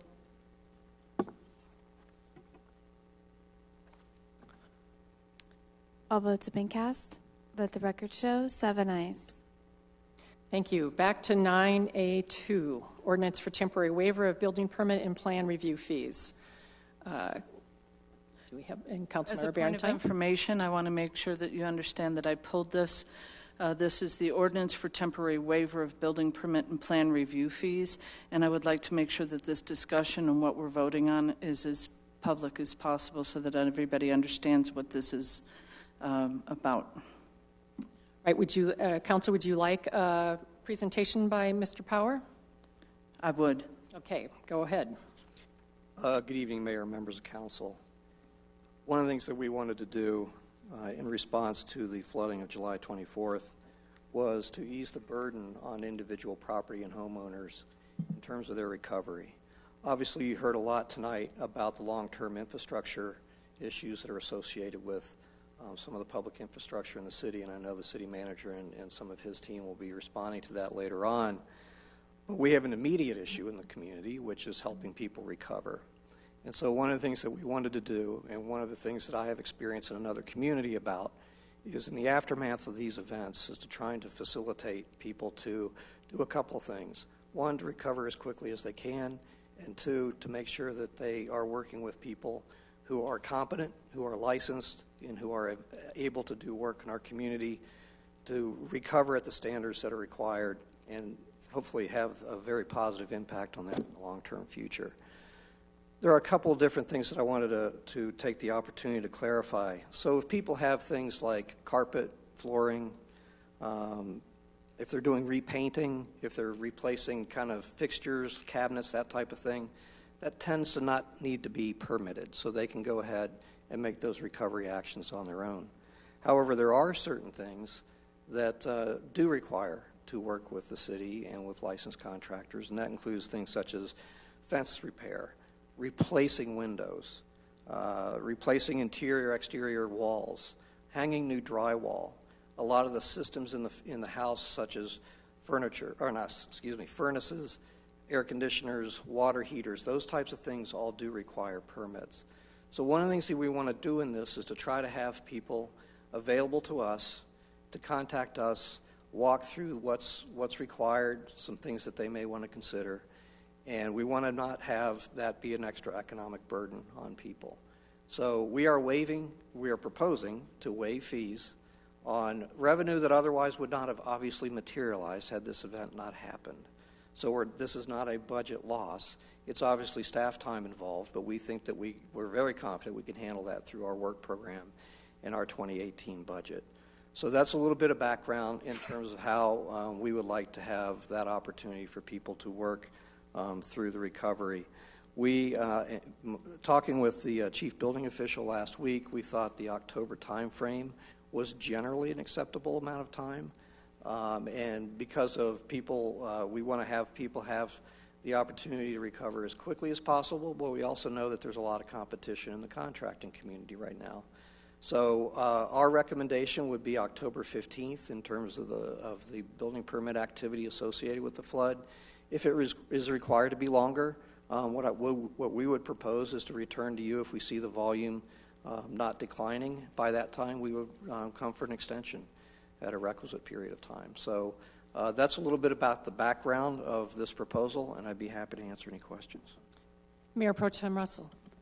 Even if the permits are declining, would it be possible that if someone, for maybe perhaps financial reasons, didn't move that fast, but still it was a result of the flood, could we waive the permits after that point? I mean, I understand that we want people to get things done, but there are people that just cannot afford to do it. Correct. Again, what I think we would consider as staff is let's see how October 15th goes. If we make a determination by late September, very beginning of October, we will certainly return to you and ask for an extension of that time. There really is no magic date. We really did want to try to not have it be so far in the future that the motivation to work toward a recovery as quickly as possible would not be as high. But we also understand that the contractors are very busy right now. And so if we do see that continuing, we will certainly come back and ask for an extension. Okay, thank you. And I just want to make a comment because I saw somebody raise their hand. If you could just see us afterwards or email your council member, this is going to be an ongoing thing, so it won't necessarily be dealt with right away. It's something we could deal with later. Thank you. Councilmember Barentine. I have a couple of questions. How are you determining eligibility for somebody, and what is the process that they use? Sure. One of the things that we're doing is either a homeowner coming in or more often a contractor coming in. Our staff will query them if this is related to the events of July 24th. If they say they are, we've already propagated a form that people will be filling out. Again, this is either homeowners or contractors so that we can track this activity and make sure that we are getting legitimate claims, and we want to make sure that those folks are taken care of.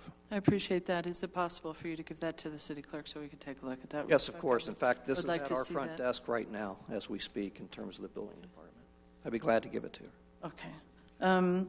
The timeline for permit and plan review, I anticipate that with this flood you're going to get an influx of permit and plan review. Do you have the staff? Are you prepared to go ahead and for the additional influx of that? And what's the timeline look like for getting that done?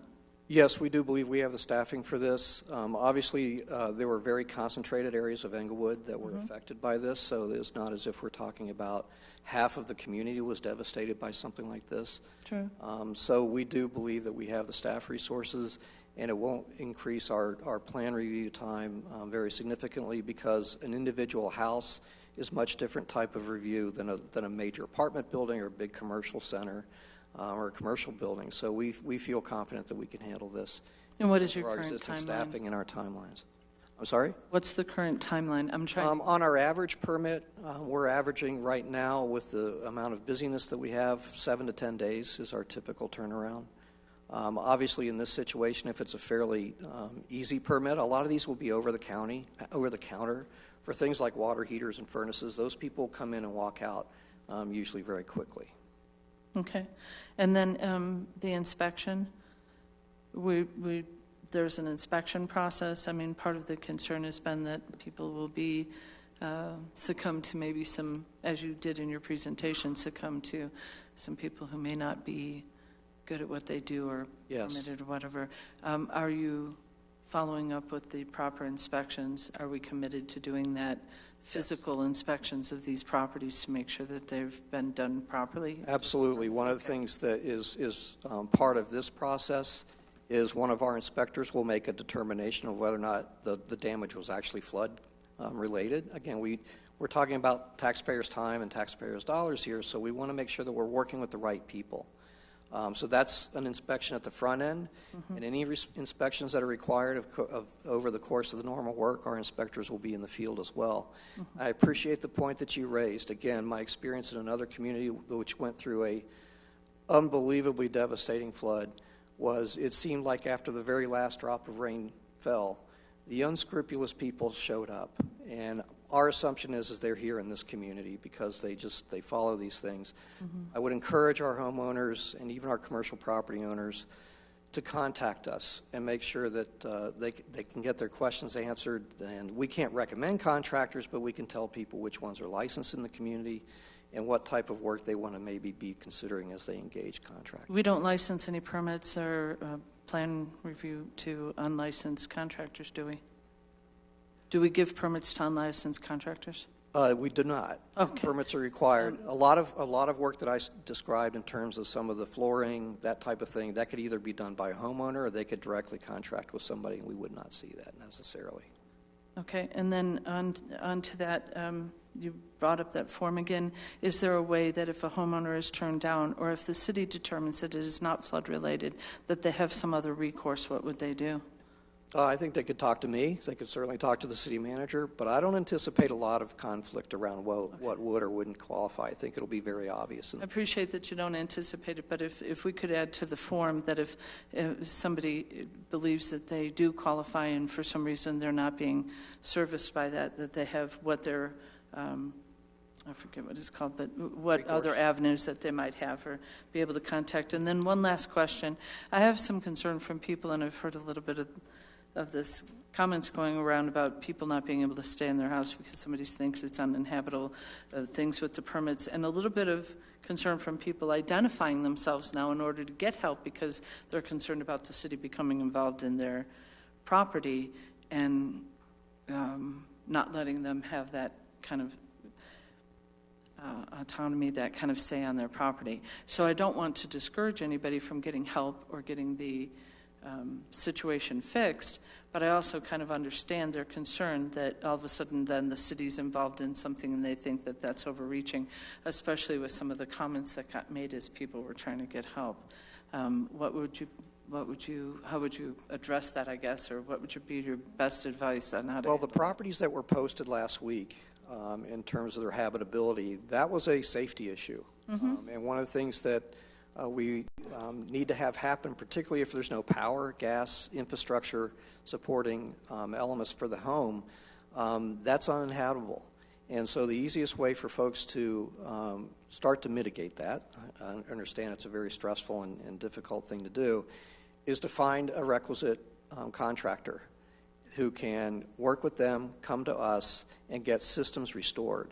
And what I've been told last week is a lot of those homes that were posted don't necessarily have irreversible structural damage. It was a service issue. And so if the services are restored, then the restoration of the rest of the domicile can start, and then it can be habitable again. And were we providing any services or references for people in order to help them get that done quicker? Again, we're not in the business of recommending contractors. What we can be in the business of... I thought you said it was service, I meant. So we have to, our inspectors need to make an inspection of a structure before Excel will come out and restore service. And once they get a referral from us in terms of the requisite inspection that they require, then those services can start to be restored. Member Barentine, are you finished? Yeah, that was my last question. That's fine. Councilmember Cuesta. Thank you, Mayor. Thank you, Mr. Power. Do you know how many structures are currently deemed uninhabitable in Englewood? I believe that we posted, I think, either 4 or 5 last week. Thank you. And I know this is certainly case by case, and I'm asking to ballpark here a little bit. Can you even give me a range on how much an impacted house, and let's say it's one of the more severely impacted houses, something on Tacoma or Bannock, would save in permitting with us passing this? It's very difficult to tell this evening. I think one of the things that we could do is we could certainly give you interim reports. I indicated in our council communication that would obviously give you an after the fact report once we see that most, if not all, of these permits have been through the system. We'd be happy to provide you with an interim report. I couldn't even begin to estimate. Okay. Thank you. And I imagine this will get pretty widespread support up here. I wonder if it's a drop in the bucket, though, for some of these folks with the waiving of the permit fees, which certainly should still move forward, but I'm curious how much it'll be. So thank you for that, Mr. Power. Thank you, Mayor. No more questions? All right, could I have a motion to approve 9A2, an ordinance for temporary waiver of building permit and plan review fees, CB 21 CB. I move to approve item 9A2. Second. Thank you. Seconded by Martinez. Any discussion, any further discussion? No, please vote. All votes been cast. Let the record show 7 ayes. Thank you, Council, for allowing me to go ahead and pull that for that report. It was worth it. Thank you. On to 9. Madam Mayor? I'm sorry? I think it needs to be clarified that this is as an interim measure that community development wanted to bring forward, but an ordinance requires 2 readings, and then 30 days to go into effect, which would put us way into the fall. So what community development is going to do to implement this immediately is the form that's available will state that that this fee waiver is based upon the City Council approving this ordinance on second reading, and if the City Council for whatever reason decides not to approve this ordinance on second reading, then the fees that have been waived would become due after that. I don't expect that to be an issue, but people will see that on the form because community development is wanting to implement this immediately, even though that's not what state law and our charter allows us to do. So if anyone has any questions about that process, I'm happy to answer them, but that's what we're doing on an interim basis. And what we really hope, in answer to Mayor Pro Tem's question about what happens if this takes us longer than 2 months to fix, which any of you, I've had my house flooded. It's horrific, and it does take more than 2 months to fix. What are we going to do? I think that's part of the emergency management discussion. I think what we're wanting to do is to bring back an ordinance that you would discuss as part of your emergency management discussion that allows you not to have to jump through these long ordinances that we're having to go back and rebuild right now, but instead might allow you to say, if it's an emergency management situation, we can waive code with approval of the council or do something along those lines. So we hope in the future that we'll be able to develop a faster response that the city just doesn't have at this time. A point of information. We do have an emergency manager listed as a fire marshal. As a citizen pointed out tonight, we do have an emergency plan. It is available on there. We didn't follow it. In the future, I would appreciate something with this kind of legal addition on it not be put into the consent agenda, because that explanation was not provided to us, and that should have been done prior to us making these decisions, because it could have just passed without any conversation through the consent agenda, and I would prefer our leadership not do that. That's all. Attorney McKinney-Brown, thank you for the clarification. Is there, could you send us that communication so that if we get asked, we will have it if they call us or they complain or whatever? I can see this being really confusing. Yeah, and that's the form that Brad Powers was showing each of you and was telling you that he was ready to move forward with immediately. It's stated very clearly on that, and he's already stated that you'll all be receiving that. Actually, point of information, believe we already got it in an email. I did not look at the bottom part of it, but that's helpful to know. So we already have this document, and it has the statement in it that says there will be a second reading. Okay, great. Thank you for letting us know and reminding us. Yeah, really? All right, I think I've lost where we are. We're on to 9B1. This is a CB19 recall election IGA with Arapahoe County. I'm not sure. I guess our city clerk would need to present on this. Mayor Pro Tem, I think you were the one who pulled this. Do you want to start? Actually, it was Councilmember Barentine. Oh, okay. I'm sorry. Yes, I wanted to, I was a little confused that we didn't put the financial implications of this on here as it was on the first one. It is in the contract piece of it, but it's not. I think what was asked before was whether the $11,000 was going to be the total cost, or it was just the county's part of it. That's just the county's part of it. Okay. And then I was a little confused why the financial implications isn't. I mean, I realize that we were voting on the contract, but we normally have that as part, for transparency's sake, on the actual document that we're going to go ahead and vote on. And so I would just like to make sure that that's added to that under the financial implications. It was my understanding before also that we had a range on there for the cost of this. So this is still not the entire cost of what it could be. It's still the $15 to 30,000, I thought was what we had No. voted on as the total amount for the recall election, or at No. least budgeted. Definitely not. So I did based off of how the special election that we just ran went. And so I think with when you take the fees for Arapahoe County and we kind of implement the same type of fees, we would be around 13,000. Okay, so the entire cost, including staff and everything for the special election, was only I'd say 13. 13 to 15,000. Yes. We don't have a total yet then for the special election? Oh, for the the special District election, 1? we do. Yes. Okay, so what, do we have the amount then that was, because you said you based that it? special election, I believe, came in at, I don't have those numbers in front of me, but Okay. I If you believe they could were make sure that 13.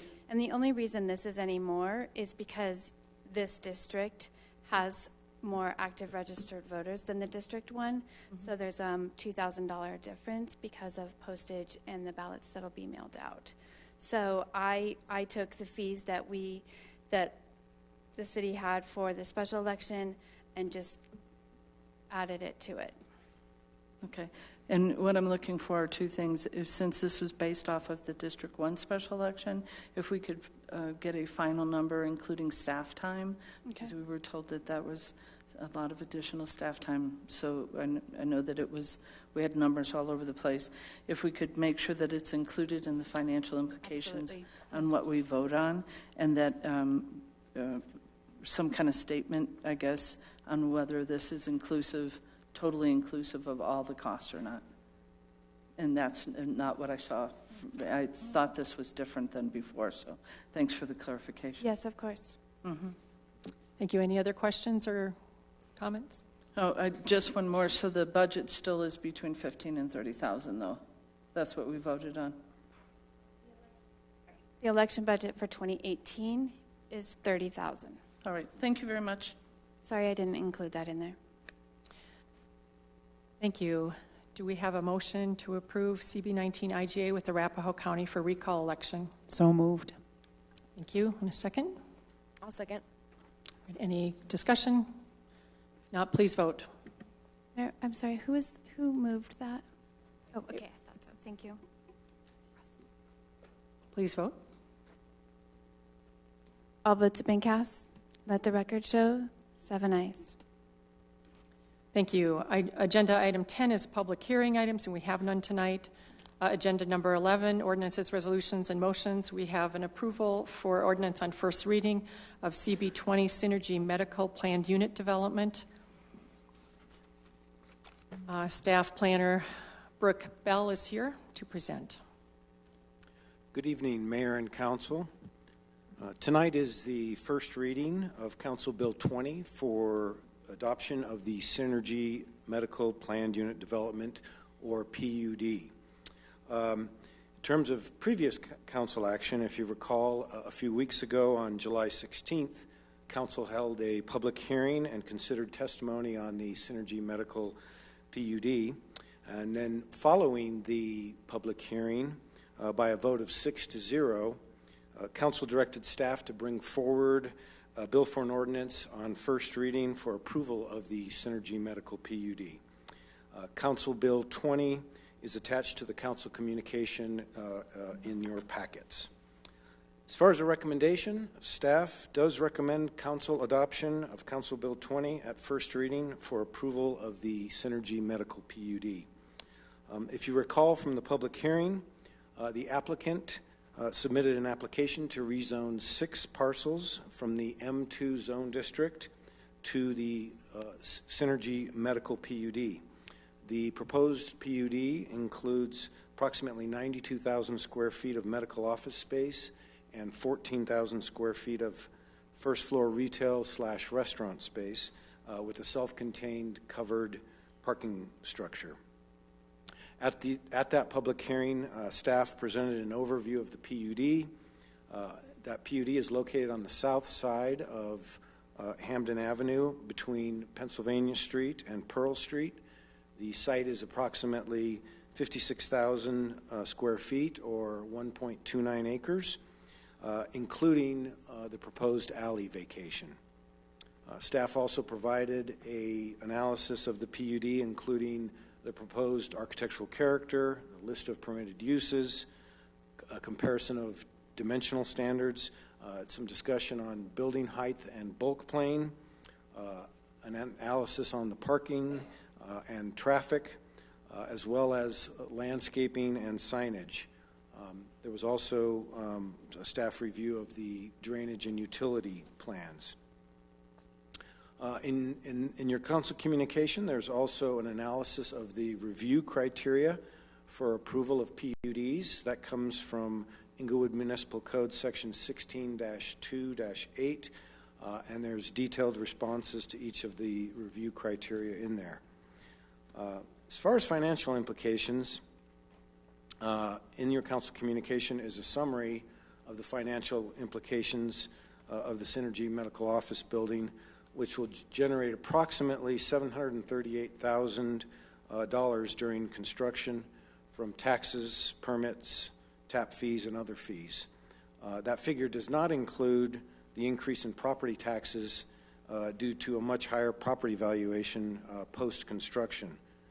So the city will see increased property taxes annually after construction. So to summarize, the applicant conducted the required neighborhood meetings prior to submitting an application for the PUD rezoning. The city's development review team reviewed the proposed application, and the applicant addressed all issues identified by the development review team. The PUD application and associated documents comply with the requirements of the Unified Development Code. On June 5th of 2018, the Planning and Zoning Commission considered the proposed Synergy Medical PUD at a public hearing, and after considering testimony, they voted 9-0 to recommend to forward a favorable recommendation for approval to City Council with one condition, and that condition was that the applicant pave the alley from the subject property south to US 285. Then, as I mentioned, on July 16th, Council held a public hearing and considered testimony as well on the Synergy Medical PUD. Based on the information presented in the PUD itself and at the public hearings, the Community Development Department recommends Council adoption of Council Bill 20 tonight at first reading for approval of the Synergy Medical PUD. And with that, I would be happy to answer any questions, and the applicant, Gary Ellerman, the architect, is also available to answer any questions or clarify any items for council. Thank you. Before council asks questions, I'm going to ask City Attorney to please comment on, this is a different format that we've gone through for a public hearing and then a presentation on first reading. Can you give us just some guidance on how what kinds of questions we can ask, clarifying information that can be sought at this point? Yes, at the direction of both yourself and Mayor Pro Tem Russell, I've gone back and made sure that the process that you follow in approving PUDs is exactly in accordance with your code. Therefore, there are three elements of the code. The first requires that the process start with the Planning and Zoning Commission, Planning and Zoning staff. Then, after they've finished their process as set forth in code, they create a recommendation. The matter is sent to Planning and Zoning Commission. They follow their requirements as set forth in code. Then they also create a recommendation. Those two recommendations are sent to the City Council. The City Council then holds a public hearing at which City Council gets any additional evidence that they need in addition to what's already been put into the two separate recommendations. The City Council, at the conclusion of that public hearing, then is at the next meeting is brought back an ordinance to approve, because you don't bring back an ordinance not to approve. So we bring back an ordinance to approve, and at this point you are allowed to discuss amongst yourselves the standards upon which a PUD is determined that's as set forth in your own code, and make a decision about whether or not those standards as set forth in your own code have been met or not met. If there are specific clarifying questions that you might have for staff or the applicant or anyone else who's testified who may be in the audience, you can ask them to clarify. Be careful not to go in a totally different direction with asking for additional evidence. Keep in mind a quasi-judicial public hearing is similar to a court hearing where you guys are the judges and the majority of your evidence has already been accepted. If you don't understand something, you can ask to clarify that. Also keep in mind that a zoning ordinance is different than any other kind of ordinance that you approve, because a zoning ordinance allows you to approve the ordinance, not approve the ordinance, or if you need to make any kind of changes or for whatever reason, you can send the matter back to the Planning and Zoning Commission for reevaluation of specific issues. That's something that you can't do with other types of ordinances. Thank you very much. So with that in mind, council members, do you have questions that are clarifying? Councilmember Berentine. A question was asked at the public hearing whether, and I don't know whether it was of you or of the applicant, whether Swedish had been notified of it. And I wanted to make clear that I received an email from council that we had been notified by Swedish, that they were aware of this and were in agreement with it. And I wanted to make sure that that's disclosed, because that question was asked, but we got the answer kind of separate from that, even though that was part of the hearing. So I just want to make sure that I'm disclosing that I was made aware, and I believe that that was the truth, that it came from Swedish. So I just wanted to make that statement. That was all. Yeah, and I think certainly the applicant could elaborate on that if council would like that. You can, I suppose. I'm asking you the question. I mean, that's the way I received the information. So the question was asked during the hearing. So yes, the Swedish and HCA they own 3 of the parcels that the project is occurring on. So it's my understanding that there have been conversations. Thank you. Mayor Pro Tem Russell? In full disclosure of transparency, Ryan Simpson from Swedish Hospital called me after the public hearing and told me that someone had called him and said that that question had been asked, and he just wanted to let me know that Swedish was aware.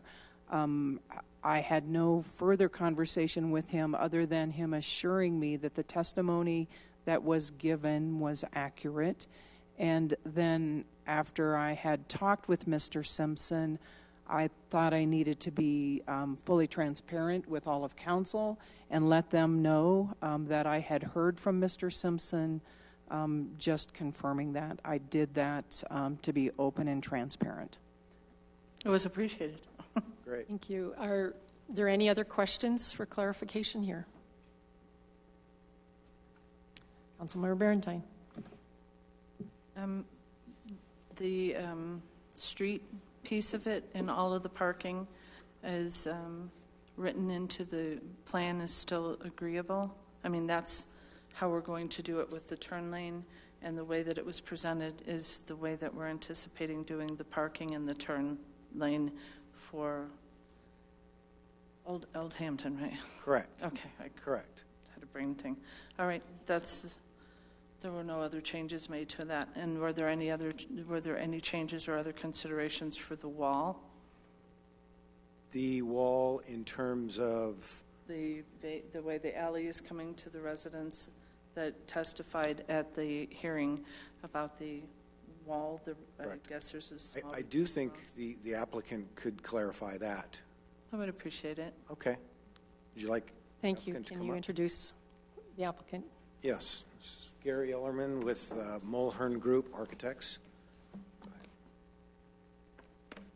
Good evening.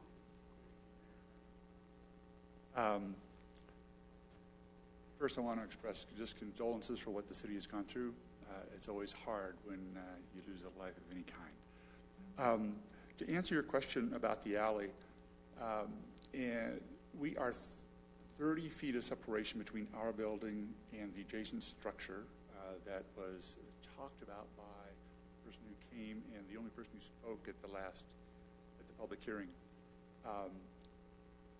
We did agree that we are going to comply with all the noise ordinances. We will, if there persists an issue, offer to pay for a 6-foot-high wooden fence on the neighboring property if that were necessary. We don't believe it is. The generator that is there that will be operating only operates during limited business hours for a few minutes every month, just to make sure that the generator is in fact ready to go and ready to be queued if there is a power outage. There are noise ordinances that are in place by the city. We are fully aware of them and intend to comply with all of those ordinances. We don't think there's an issue here, and we have been very sort of cooperative, had a cooperative dialogue with her. I think she made that very clear that she felt that it had been a good conversation. Could you just clarify for the record what you said? If the situation needed, you would put a 6-foot fence. Could you please just elaborate on what you believe would dictate your needing to do that? I appreciate your willingness to put that out there, so I was just trying to find out. I would say that that is a gesture of being a good neighbor on our part only, because all the laws and ordinances we will simply comply with. Again, we don't think there's an issue here. Okay. But this is, we want to be good neighbors to the community, and that's our step forward in good faith. I appreciate you putting that offer out there and doing it publicly. Thank you. Thank you. Other questions of clarification? Thank you. All right, thank you. Could I get a motion? Thank you. Thanks, Brooke. And a second on CB20. I move to approve CB20 Synergy Medical Planned Unit Development. Thank you. A second? A second. Councilmember Valentine, thank you. Discussion, members? Mayor Pro Tem Russell? No, it's not showing. It's a vote. You're ready to vote. Are there no conversation pieces and no questions, discussion? We just did. All right. No, that was actually asking clarifying questions. The next stage is actually to discuss, and it looks like everyone's ready to vote. So please vote. First reading. All votes been cast. Let the record show 7 ayes. There you go. All right, moving on to... Could I ask one favor? When they come for their second reading, I just want to let you know that I will keep the plans. They don't need to be printed again. I will keep hold of them. Thank you.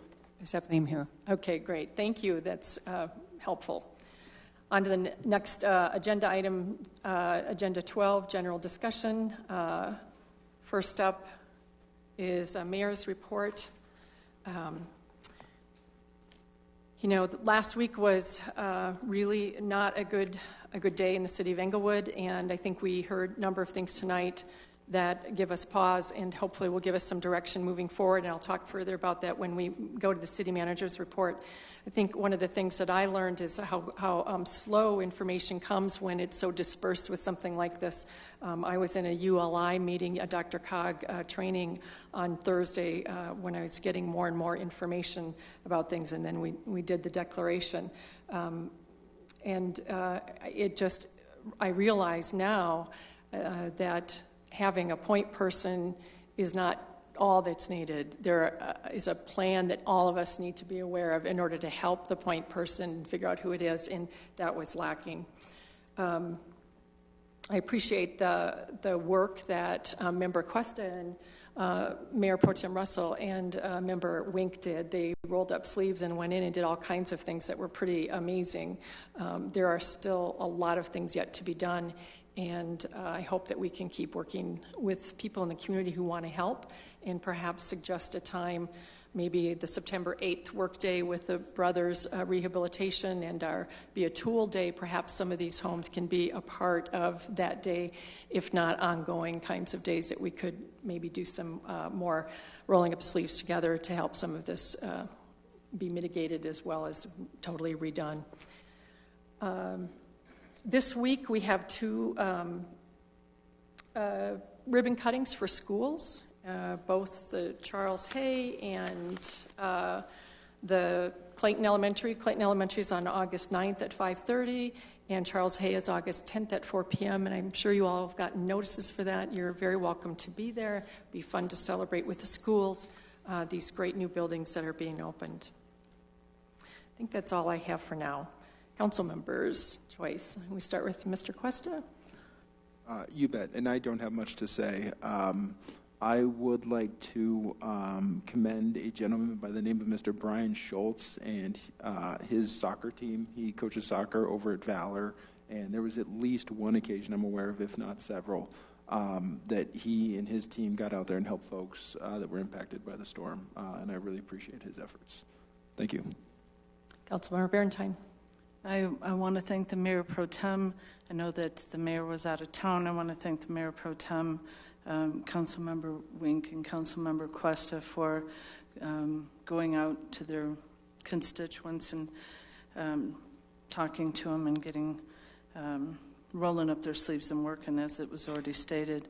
I had a district meeting on Saturday. It came to my attention. I started getting some calls from that area on some concerns for dumpsters and trying to get some trash moved, and it started to become apparent that there was some miscommunications and some things we could do better. But I want to thank the Public Works Director for attending that meeting so that some people could get some additional information on what was going on. And I want to thank the Public Works Department for trying very hard to get additional dumpsters out there so that people were not piling the material up, because everybody was very afraid that another storm would come and it would cause even more problems. And I understand that some of that got delayed, but it's something that we need to talk about so that we have something better in place rather than trying to do something 4 days later. So I appreciate everybody coming out. And we'll be reviewing the storm process. I do hope that we get the information for the form for the permitting and for the plan review, and that we watch that process very closely so that if anybody has any problems, they have an avenue of who to go to, and if they have any additional problems with anybody in the city, that they have an avenue to know the chain of command on how that gets handled so that they can get the work they need to get done. I had some citizens, similar to the comment that was made about the code enforcement officer saying that, the city's just turning a blind eye to things. There are comments that get made that upset the citizens a great deal. And the citizens, I've had enough of them coming to me lately about comments being made regarding Englewood departments, Englewood city departments, such as the police departments, comments on Nextdoor, or people going door to door, that the city or any department of the city are involving themselves in any politics or advocating or disparaging anyone on this council. Our employees, staff, and city departments are hardworking, committed professionals who are a little above those kind of silly pettiness. I want to make it very clear that I feel these comments are unfair to our employees, and the people engaged in this should cease immediately and focus on helping our city work together. I don't believe that that's the case. If there's some person making a comment and it's getting repeated and it's being overshadowed for an entire department or this city, it isn't fair, and it needs to stop. That's all I have. Thank you. Councilmember Wink. Thank you. A few positive notes I would like to make in terms of those who did volunteer to help. That one has been mentioned just recently, but some may not have. I want to say that in the face of our recent crisis, Nathan Hoag and the Sacred Grace Church was on hand and very helpful. Members Lauren and Peter Cooper were organizing meal preparation among their congregation that were available to be delivered to anyone affected by the flood that needed just some support. I mean, people were taking off work or couldn't go to work to stay home and manage the basements, and so food, all of it, there was so much need for help, and probably still is. So I wanted to thank Lauren and Peter, Nathan. As Cuesta mentioned, Mr. Brian Schultz is a soccer coach, and he attends Sacred Grace, and said his soccer team wanted to be of service and dragged those young men, 15 to 18 years old, and they, I think, did over 8 hours of work, and are on call. They're happy to help. He said, give them another call should we need further help. They're happy to help in the coming days and weeks. So just tremendous show. Cuesta, I remember Cuesta. I couldn't believe what I saw when I ran into you on Saturday. We're all here on council, but it was something to see Dave just dressed the way he was and doing all the work he was doing. It's your district, but still, I just commend you and thank you for what you did. Certainly, Mr. Keck, you were there. I saw you. You were delivering things to homes that needed them, bags, whatever was needed. And also Joe Anderson, Nathan Hoag, and several other individuals whom I believe are members of the Be a Tool group. They also came out to help load dumpsters, and they went door to door with me another day. I don't remember what day it was, but there was a group of gentlemen that also came out to be of support. It was a crisis. Let's not waste it. Let's take the opportunity to think outside the box, to recognize that, yes, things have gone wrong, and let's make them right, and really, really think hard about what we can do to do that for the near term and for the long term. I mean, we've talked about it a lot tonight, but I really look forward to righting these wrongs and making Englewood more resilient to this type of thing in the future. And thanks again to all of you citizens who came out tonight to speak. That's it. Thank you. Mayor Pro Tem Russell. I also would like to thank actually the mayor. She did connect me with Nathan Hoag and Mike Sangren, because there were people out there that did need help, and I had gone out on, I believe it was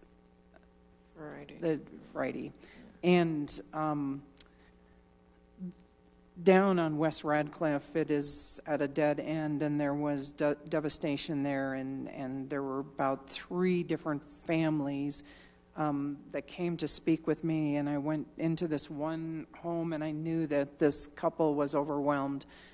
Their basement was full of water, and so I, after the mayor sent me a text to connect me with them, I contacted them, and they did.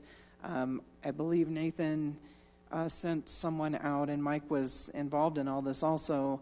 I went back the next day to check on the people in the neighborhood, and this one lady, when I had talked to her the day before, she was totally devastated. And when I came back, she said, I can't thank you enough. And I didn't do anything other than just connect her with the help she needed and they needed. And their problem is going to be ongoing for quite a while, because their basement was full of water up to within about 4 inches from the ceiling. So everything in the basement had to go. And so I thank those young men and those other people that reached out to help them. thank the neighbors. The one thing that I did see in both of the neighborhoods that I visited is that neighbors were reaching out and helping each other, and that is always a good thing. So I want to thank everyone for that also. The other thing that I went to last week, I believe it was Friday morning, also, Big Lots had a ribbon cutting for their remodeling, and when I went, I was amazed. I mean, that the inside of that store has been totally transformed, and they're actually redoing stores all over the country, and the Denver area was one area that got chosen. So I would encourage you to go visit there. You're going to be amazed at the transformation in that store. I did ask them if they, obviously hadn't been there for a few weeks, if they had to shut down to accomplish it. They said no.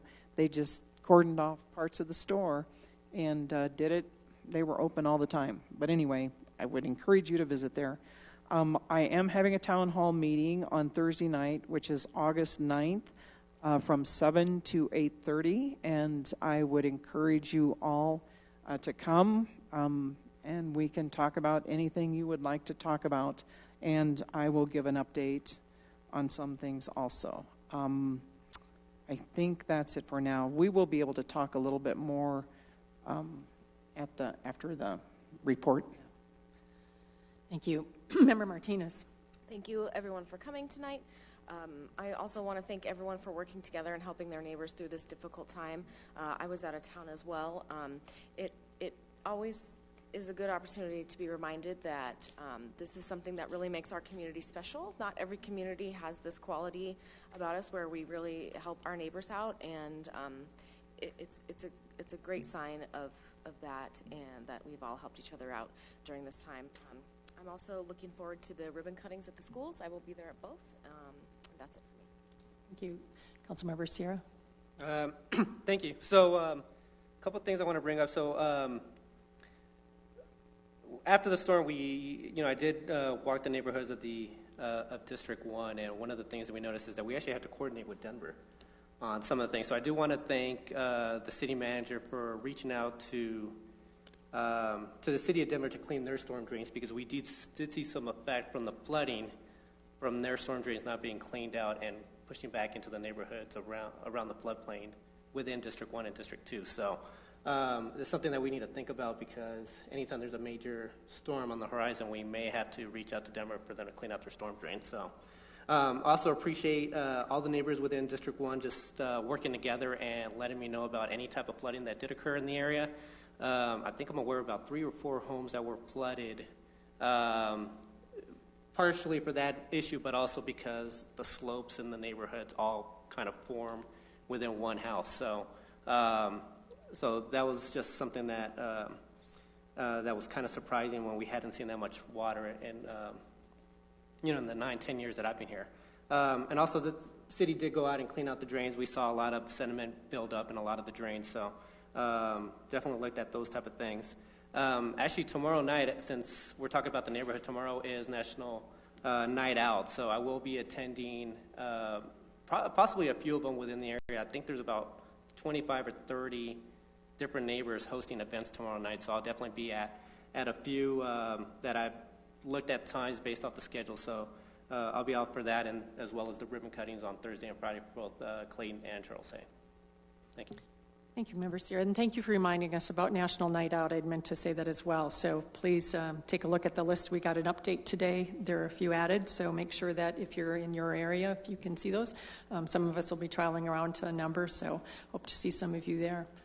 The next section, agenda item, is Agenda 13, City Manager's Report, the July 24th, 2018 storm response.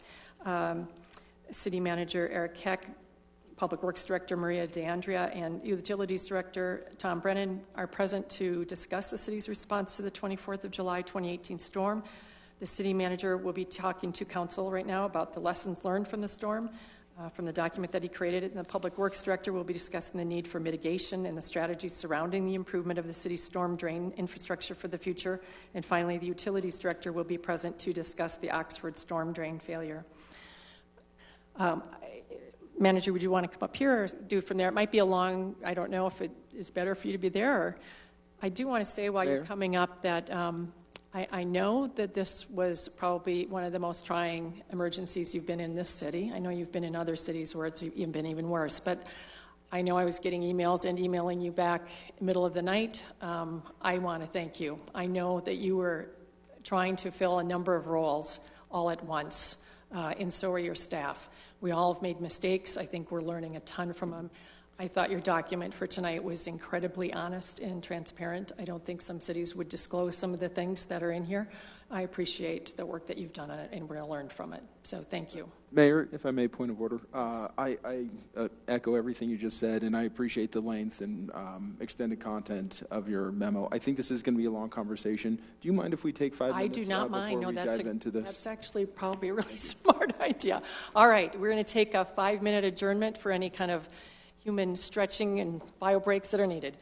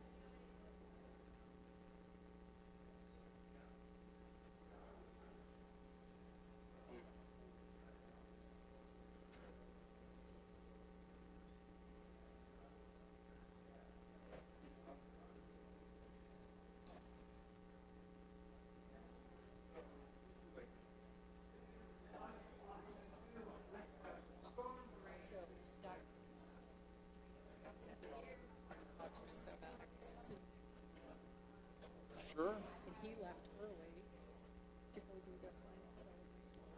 Everything being 2 or 3 years ago, they had theirs. longer. I mean, that was my that gosh, was awful. sure. But he sat there the whole time, That's incredible. telling me how awful. Sure. No, and I'm sure it haunts you. Yeah. It just goes on and on and on. Yeah. Boy, I feel like we're in a very similar position here. Not to that magnitude, fortunately, but nonetheless. Yeah. I'm gonna. In their case, they actually got help, right?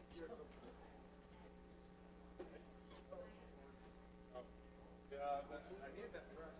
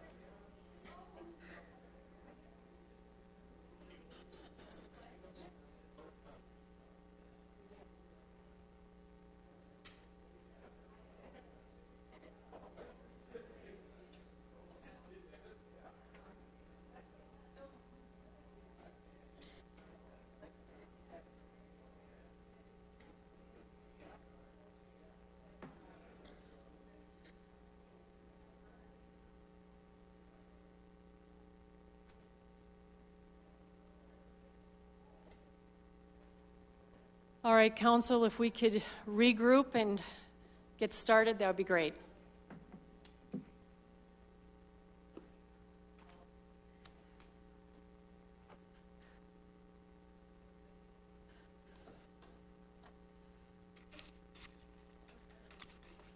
Oh, I'm missing member Sierra, too.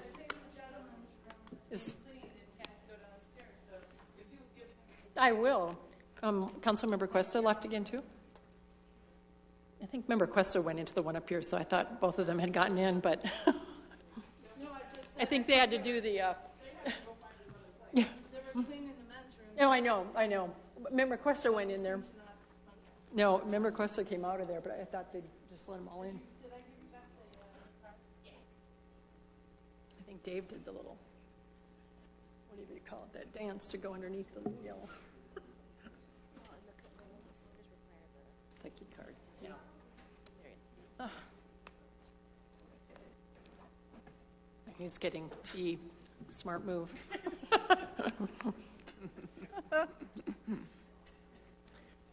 Right, thank you. Manager Keck will begin. Thank you, Mayor, members of council. A lot has already been discussed and said.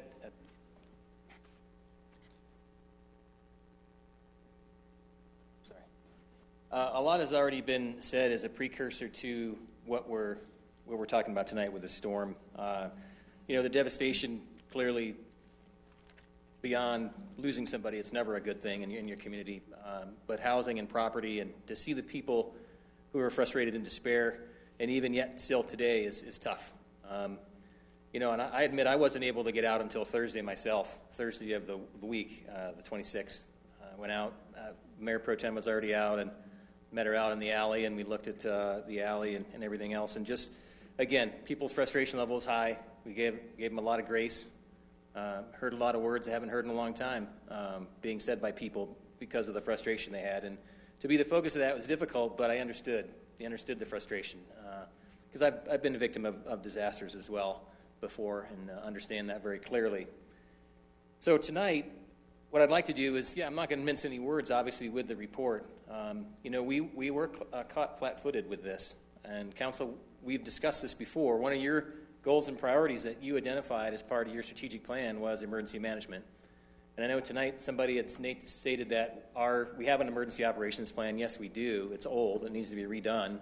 It doesn't really discuss in great detail the vulnerabilities that this community face and how to approach them. We don't have a single point of contact. I'm not sure why the fire marshal's been mentioned. She's been the accidental emergency manager, much like many of us.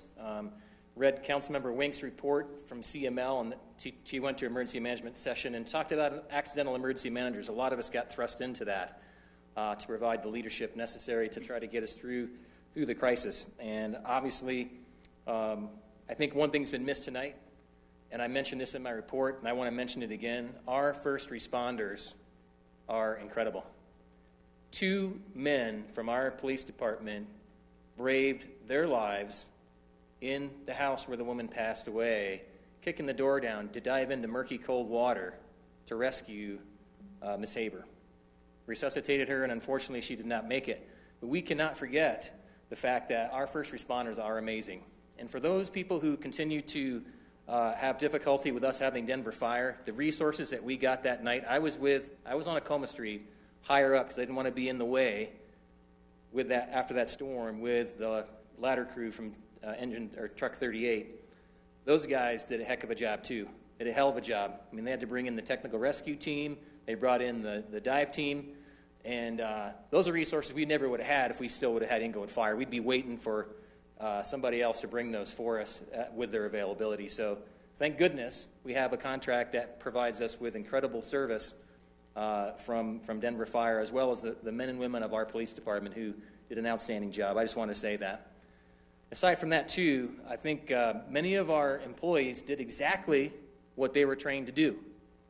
I keep hearing a story of one of our Public Works members who heard there was a flood, drove out with the loader to remove hail and twigs and damage that came down because of the hailstorm that plugged the drains.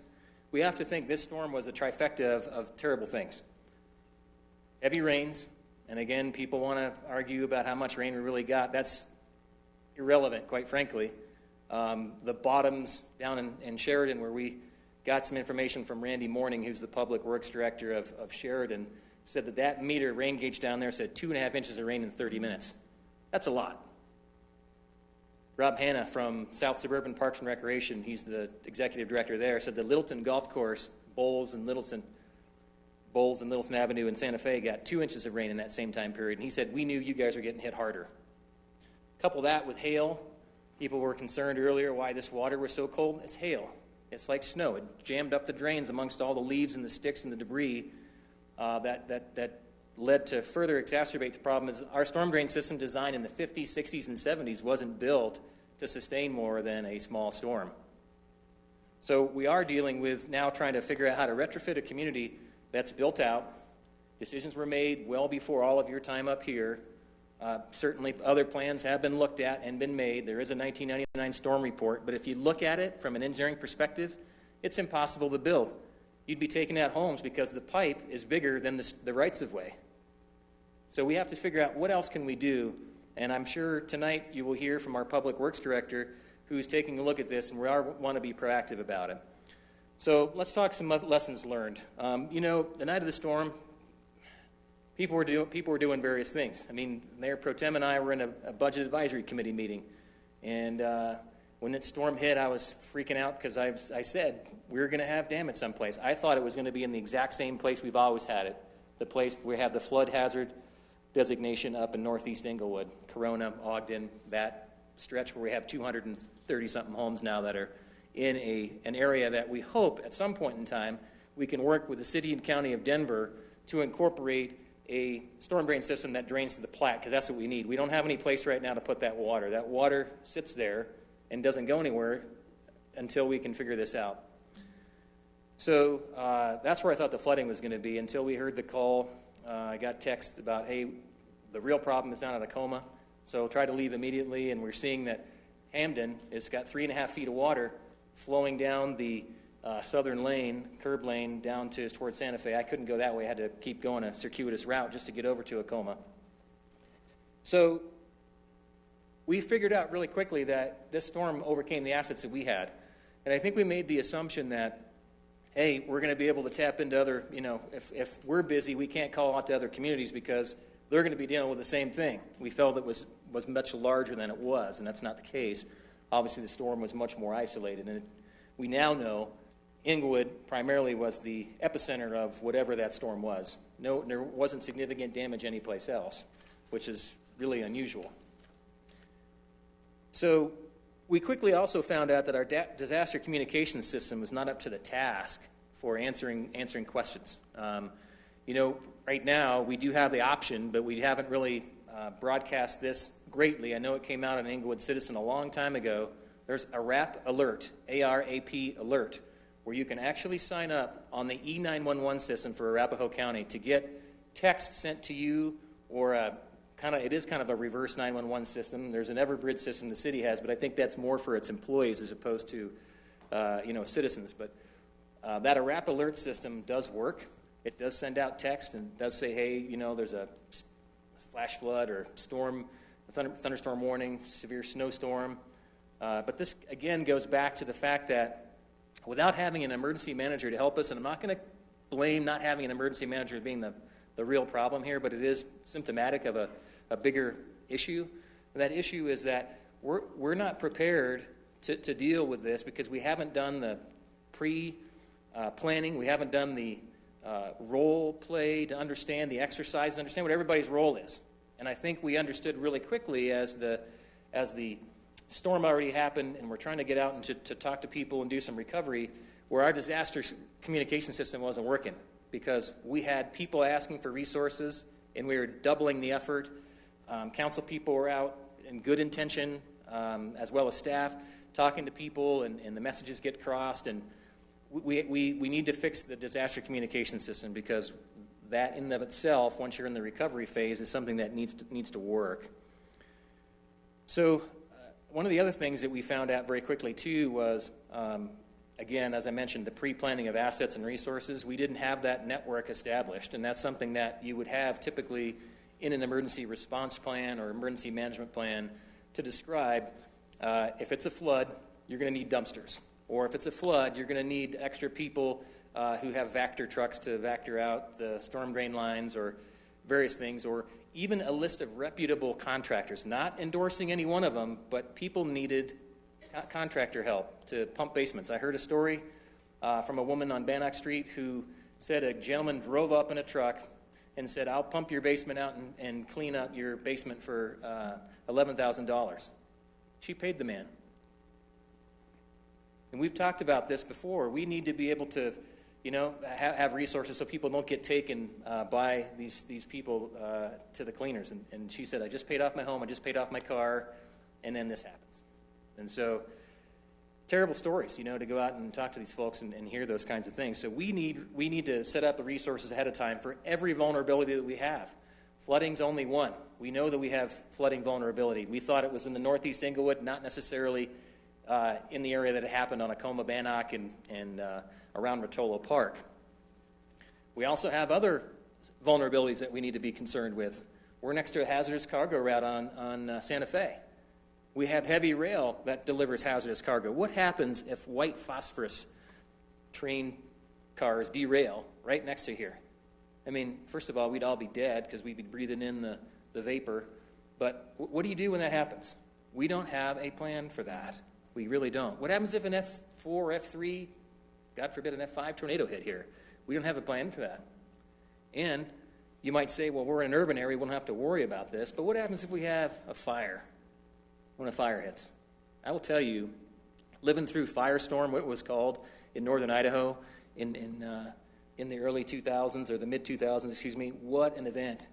Fire wasn't even where we were, but the fire was in Washington, eastern Washington, and the embers that came down lit stuff on fire. It was like, a volcano almost, just spitting out lava, and wherever it landed, it was starting fires because it was that dry. We had, you have to have a plan in place, and you have to know what your role is. And at this point in time, without an EOP, Emergency Operations Plan, that's been tried and tested, where council knows what their role is, staff knows what their role is, and everybody knows what their ESF is, Emergency Service Function. So there isn't any crossing of the lines, but there is collaboration, and everybody knows who's doing what. If we need money, we know what that process is for emergency purchases.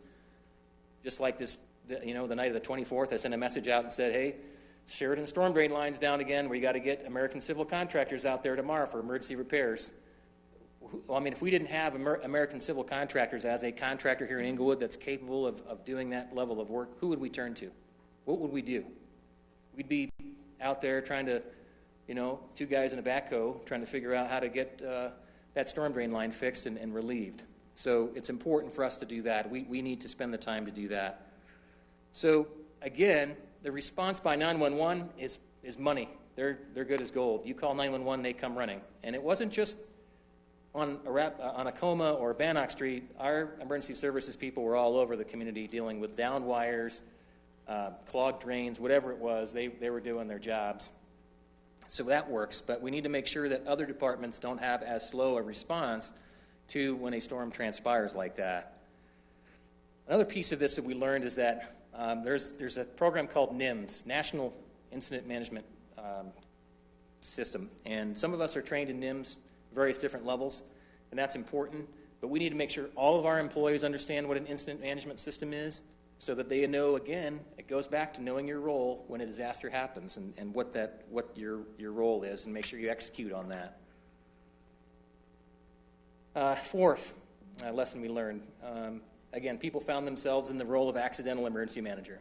So a few days afterwards, we knew that we had to contact the state, which we did. We made contact with Corey Stark, who's our representative with the Department of Homeland Security at the state level. He works with FEMA. But what ended up happening is that Commander Englert and our fire marshal tag teamed together to start assembling what we needed to do in order to qualify for federal disaster aid. I think it's a confusing, confounding thing. And people said, damn it, my basement is loaded with water. I've lost everything. You know, I can't habitate my home anymore. My tenant can't live here. And they're like, isn't that enough? Well, no. The way FEMA operates is that you have to show $7 million of public damage that is uninsured before they'll even send in any federal aid whatsoever. And so, yeah, there is a delay in that process because we're waiting on federal people, we're waiting on this SBA to come and do their assessments. And then we found out that, 4, 5, 6 days into the storm, Englewood, you're the only one that got hammered really hard that had this type of damage. Yeah, there was flooding elsewhere. Some people had flooded basements in Denver and Sheridan, of course, that naturally in the lower areas of Sheridan always floods. But, what resources can we get out here to these folks immediately that are going to help? So aside from Red Cross, which the police department always has a great relationship with Red Cross to ensure that they're out there providing, emergency housing, emergency clothing, those types of things, what else can we offer people who need something right away? And we don't have those resources set aside. So again, it goes back to ensuring that we have an emergency manager or a network that's really defined that says, hey, when X happens, then Y happens. So that's necessary. So we need to be sure that we have those resources and systems in place so we can avoid that when those events happen in the future. So the other thing, and this is a small, maybe insignificant, but I'm going to tick it off anyway, is that I sent to you the climatological data from the Urban Drainage and Flood Control District.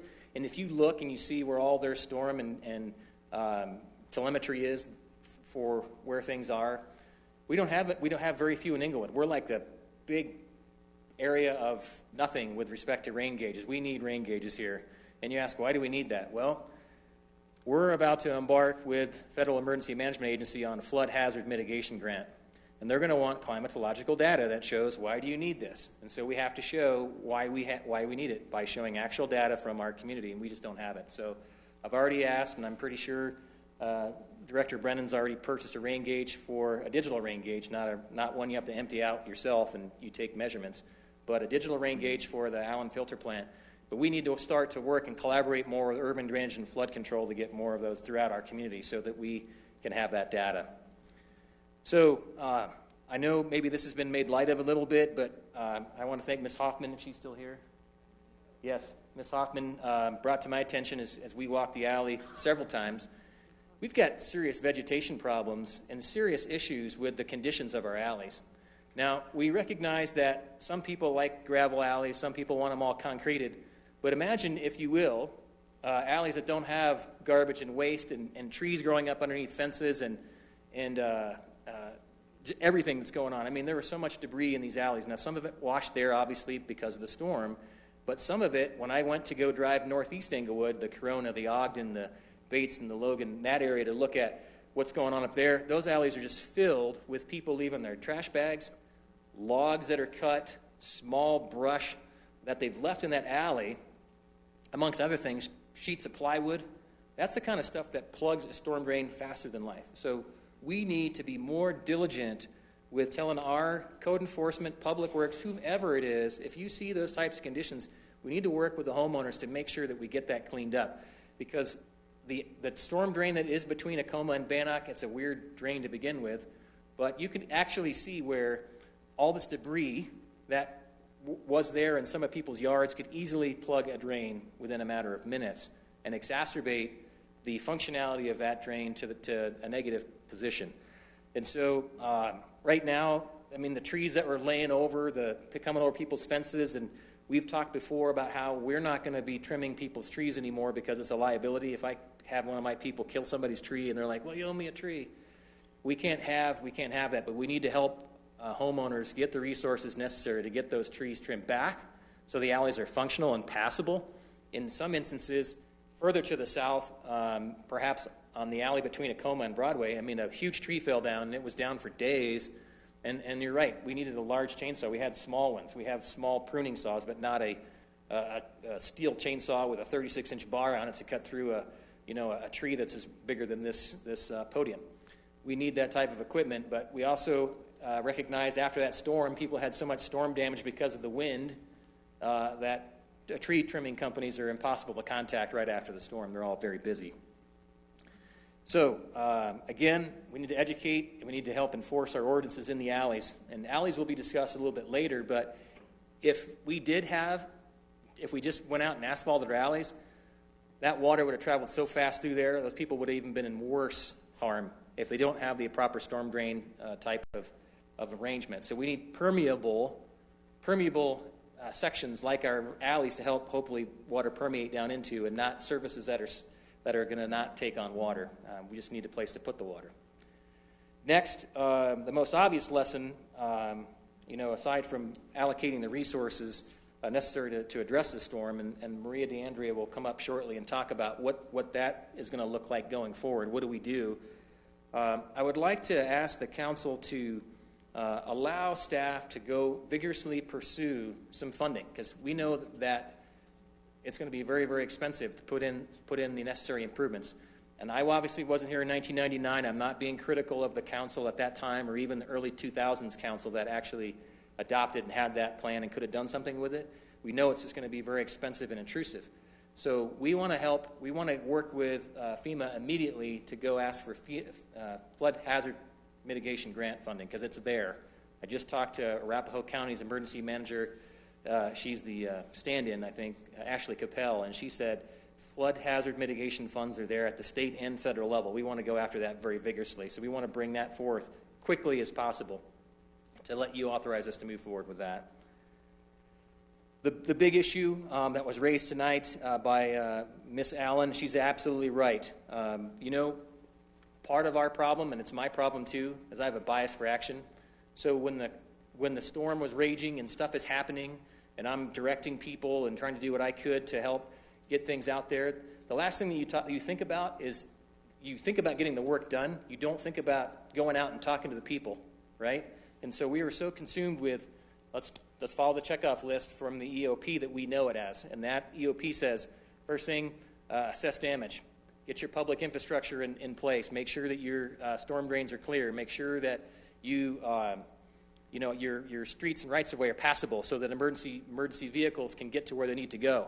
Make sure that people can get to the hospital, whatever that might be. We focused on that, and I think we did a good job with that piece, but absolutely forgot the human aspect of this storm. And like I told you, I'm just as guilty. I'm very guilty. I didn't get out till Thursday because I was trying to manage storm and manage the city, because there are areas of our city where people came in the next day like nothing ever happened. They're like, hey, let's do business. Let's talk about economic development or what's going on the council agenda. And so it's difficult to switch your brain off and say, hey, I got to cancel these appointments so I can get out here and help evaluate and get on the street and deal with the people who need the help and they're hurting. And so I, too, will take blame for that piece not being done appropriately. Again, I think the last thing that I'll mention before I ask Maria DeAndrea to come up, and that is this. Council, we do need some help on emergency management. I've talked to the county. The county's still not in a great position to really help us. They're a big organization, but the concern becomes if we were to contract with them, what level of service really we're going to get from them.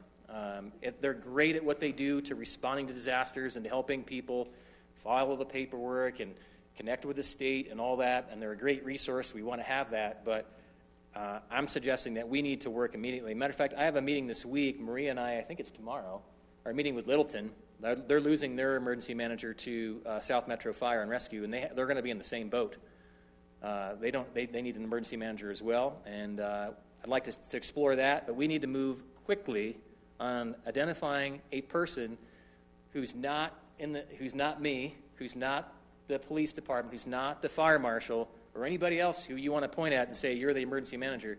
We have to have a person whose sole responsibility is just that, helping to prepare, working with everybody, working with the greater community, working with the residents, working with communication systems to design an emergency operations plan that is Englewood specific, that is Englewood practiced, that is Englewood oriented to help with us to respond to disasters. I don't know what the next disaster is going to be.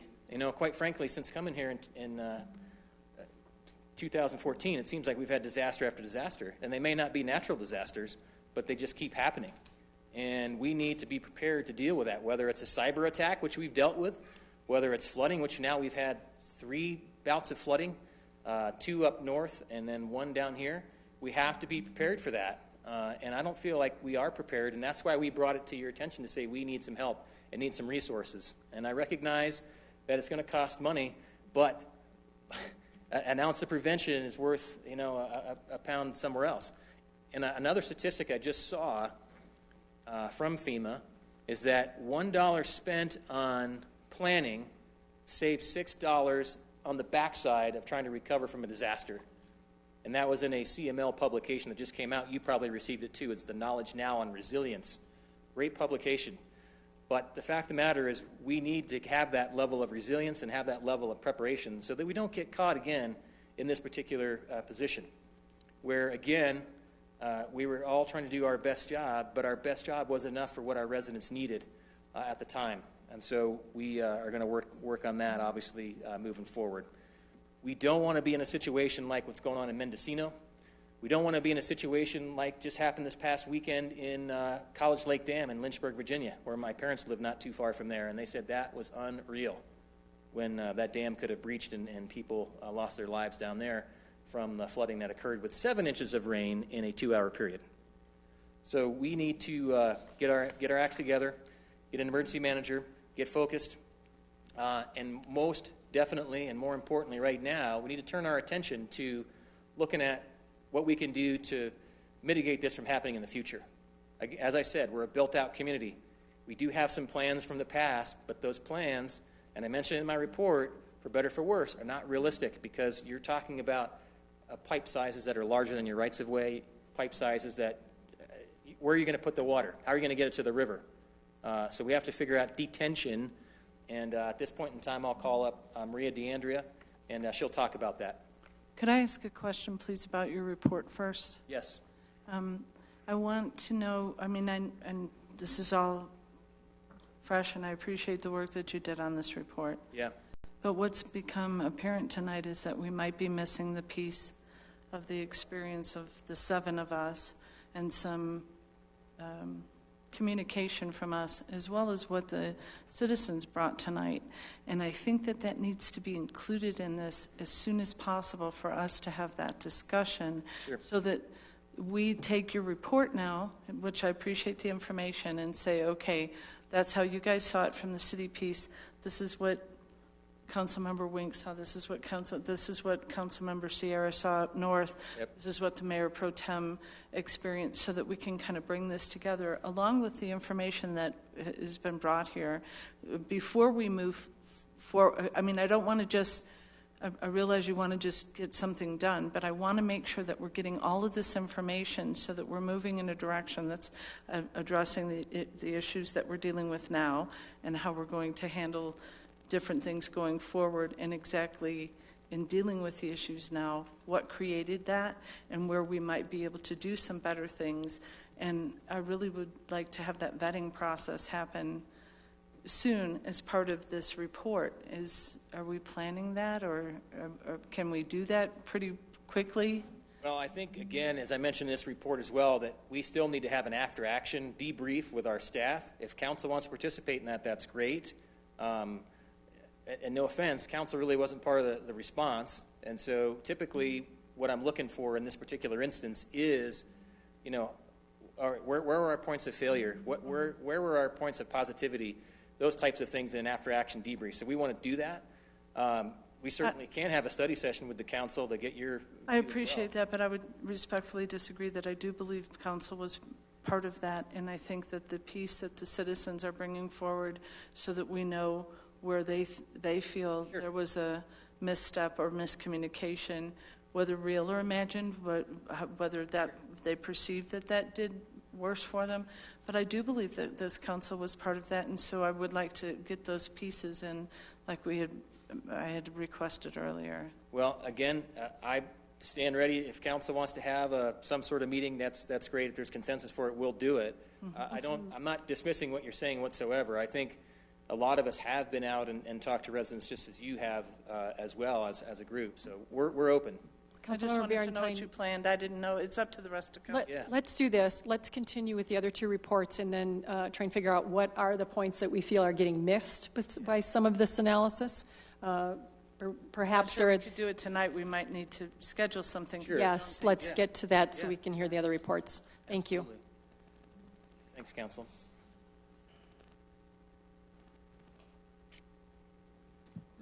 Thank you, Mayor and City Council. Thank you, City Manager Keck. As Manager Keck reported, there was a lot of activity over the last 10 days responding to the emergency. And what I'm going to talk about tonight is some of our next steps in terms of looking at our infrastructure and how we can begin to plan, design, and implement improvements. So as has been mentioned, there was a study back in 1971, and it sounds like a great deal of those pieces were in place at the time. But hydrology overall has always been sort of, especially in cities as they develop over time, has been somewhat of a neglected topic. It's like there were low spots identified. People perhaps just dealt with the drainage, as one of our residents spoke to tonight, cleaned up, and then went on with their lives. And so now as we see more driveways being paved, more houses being built, more development in general, that areas where those low spots were, or where perhaps there was grass, now there's asphalt in place of that. And that slowly develops over time, and all of a sudden we have more runoff that we're dealing with. And so that hydrology as a technical field has developed and become more scientific in how we approach that. And that's when Urban Drainage and Flood Control District, who's a great partner for the city and as a resource for the 8-county metro area, became developed. So actually everybody in the metro area pays on their taxes to the Urban Drainage and Flood Control District to have a central resource that we can call upon in times like this, but also for the planning aspects of flood control and going about. So the 1999 study was done in conjunction between the city and the Urban Drainage and Flood Control District. It did identify a number of improvements, estimated at that time, so in 1999 dollars, over $12.7 million, which was significant. And as City Manager Keck commented on, there is a number of concerns with that report in terms of the sizes. Is there physically room to put those improvements in? But also now we know that 20 years later, the criteria have changed. So again, hydrology is developing over time. Urban Drainage has new criteria that we want to try and meet, because we, of course, want to potentially reach out to them for resources and or national resources and grant mitigation. And so we want to make sure we meet those standards when we design the system. So our recommendation is to take a fresh look at that study. Again, we're almost to the 20-year point, and we want to make sure that whatever we do is able to not only work, but perhaps there's some new technologies out there. We've talked a little bit about the alleys and permeable pavements. we could certainly explore that for streets as well. So if we have to put in new pipes, perhaps the surface that we put down is permeable as well. And so some of that water is not only going into the pipes, but it's going down beneath the streets and allowing some of that flood water to wick away below ground. The thing that's for certain is that a 100-year storm event is unlikely to be able to, that we can achieve that within the community. We'll certainly look at that as well. That study from 1999 only looked to achieve protection from a 2 to 5 year event. So kind of your typical rainstorms that you would see in any given year. If we're also going to look, though, at the 100-year storm event and see what would it take to protect homes to that level for the type of storm that we experienced on July 24th. So what that involves is likely more detention areas, likely in parks, other open spaces that might be available to us, and then, as I mentioned, other creative solutions that we're going to work with an engineering firm to try and identify. So I know the desire is to move quickly. That's all of us. We want to get something in place. Let's hit the ground. Let's do something. But I think given the dollar amounts that we're talking about, we want to make sure first that what we do is not only right-sized, because we are talking about such large dollar amounts, but that it's really going to solve the problem. And so that does take a study to evaluate that again. And so that's what we're recommending as our first point, is to basically look at that 1999 study again and identify, is that the right approach? Are we doing the right analysis? Make sure we meet that new criteria and see if we come up with newer, better solutions. Secondly, we're going to look at our development review standards. So as I mentioned, right now for any kind of residential development, 2 acres or greater, we require on-site detention. But we have, as you all know, we have lots of sites that are less than 2 acres, and those don't require detention. So we want to look at other communities. What's that standard out there? And do we need to lower the threshold, if you will, for the acreage size for when somebody has to do on-site detention? And again, they can get creative. So there's rain gardens, there's different types of things, underground storage that they can use that might then help little by little make improvements throughout the community. And then also looking at the rates. So I didn't see when the rates for stormwater utility were last increased, but we would ask to evaluate those in relation to what these new costs are and determine if the rates need to be increased, which they likely will, in order to meet the needs of these new capital improvements. And then finally, just again as City Manager Keck mentioned, aggressively go after any grant funding available. We're also going to plan to reach out to urban drainage and use them as assistance for potential funding support as well, and or if they know of any other sources for funding. So with that, I'd be happy to answer any questions.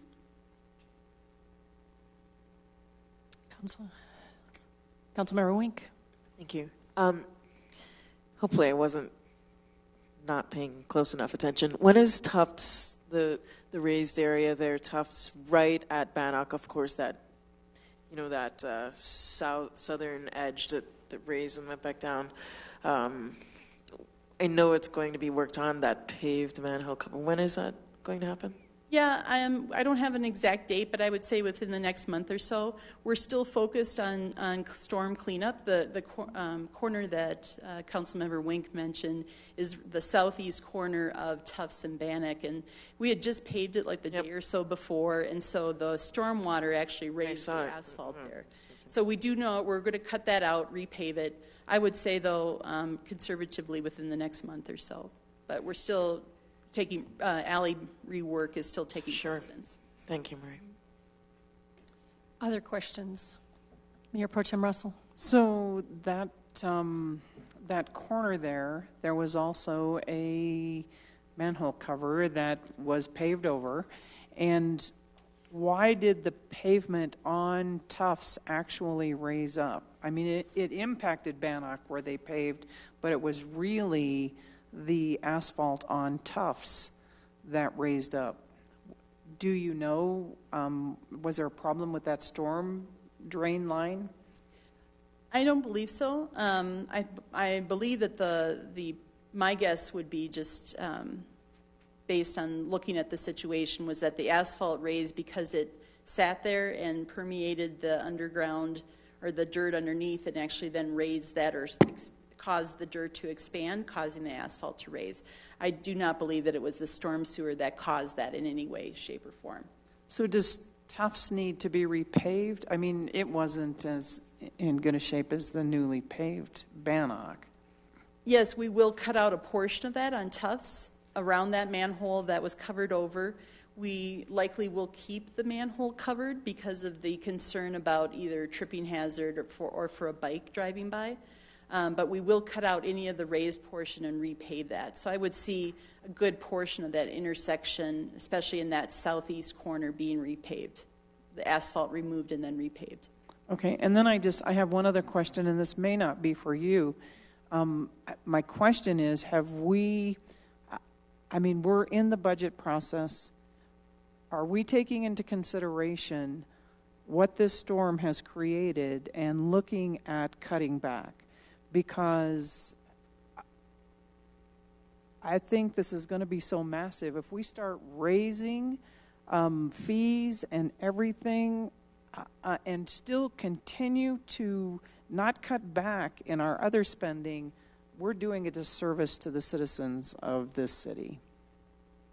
I can answer that question just briefly. Obviously, the storm has had significant disruption to all municipal operations, and not so much specifically it has impacted nobody more than Public Works. And so they've been spending more time doing alley regrading, and so what you're going to see is that we're not going to be able to pave as much this year that we anticipated to do because of that. And so by virtue of what you've just asked, we will have an offsetting cost of not getting as much streets done. Now, that hurts us in other ways, but it helps to balance out the expenditures that we're going to have related to alley regrading, reallocating the resources to that from the paving operations, most likely. Thank you. Councilmember Barentine. You said that there would probably be an increase in the drainage. I'm sorry, what is the fee again? Stormwater utility fee. Yeah. Do you know how much is in that account right now? Yes, I believe as of the end of 2017, there was $1.3 million in the fund, but that does not account for the Oxford repairs that are currently underway, which would come from that fund. And then I assume that all of this information is going to be brought to us study sessions so that we can know how the money has been used. None of that money is ever transferred over to the general fund. Not to my knowledge, no. Okay, so it's meant for that purpose. So right, for the money that we've been collecting, how have we been utilizing those funds and what we've spent it on? So if we could have that when that information comes forward. I mean, we're certainly not making a decision tonight on whether to go ahead and raise rates or how we're using the money, so we need to get a little bit more information. Sure. Thank you very much for your presentation, and thank you for the work that you and your department have been doing. Thank you. Thank you. Any other questions? Member Cuesta. Thank you. Thank you for the presentation. You may or may not have this information, nor at your fingertips. One of the major concerns, the biggest concern with a lot of the folks I spoke with, wasn't even so much the devastation they underwent, but more that they didn't have insurance to cover that devastation. I think that's a very resilient bunch here in Englewood, and that folks can find their way through it, but a lot of it was financial, that they just didn't have the resources to do it, and they didn't have insurance in place. I got many different accounts of why folks didn't have flood insurance. In some cases, they told me that they tried to get it, but they don't reside in a floodplain, and therefore their specific insurance provider did not let them purchase it. In other cases, they just opted out. They were allowed to get it through their provider. Can you tell me if that's a floodplain or not? That's really what my question comes down to. Certainly, and thank you for that question, because the area, and I believe there's the attachment in your packet, shows the flooding area through the 4600 block of Acoma and Bannock, that area, and then as it travels up through Radcliffe and kind of southwest across the city. That is not a floodplain. It's just low areas that have been identified to flood in a 100-year storm. So it's backwater that's not able to work its way out to any kind of sort of floodplain, if you will. And so therefore it's caused localized flooding, but it's not in a floodplain. But it is my understanding that even though you're not in a floodplain, you can purchase flood insurance. We can certainly check on that for sure, but that's my understanding at this time. And it should be cheaper too. Who designates a floodplain? Through FEMA. That is all federally and done. We work through urban drainage. So that was the process we were going through a few months ago, or in the process for the northern area of the city. Are there any advantages to having that designated a floodplain? I guess the downside is that you do have to provide, or you do have to purchase flood insurance, but then at least you have the knowledge of that your flood is, or your home is subject to flooding. And the benefit would be is that you have access to those resources when they do become available or are needed. Thank you. And if you remember, we chose not to submit that to FEMA.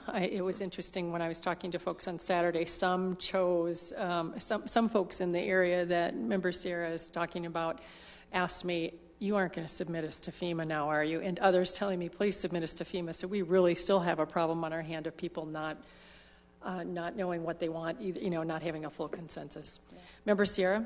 To that last point, we are estimating that, 2 inches of rain fell within 30 minutes, right? Yeah, according to urban drainage, they extrapolated the data from the surrounding rain gauges, and they're saying roughly 2 inches in 50 to 55 minutes in that 4600 block of Bannock and Acoma. A little bit more, as we heard from South Suburban and Sheridan, which was a little bit to the southwest. So are there any areas within Englewood that would have been able to take on that much water and not experience flooding? Some of the major drainage ways are established for the 100-year storm event.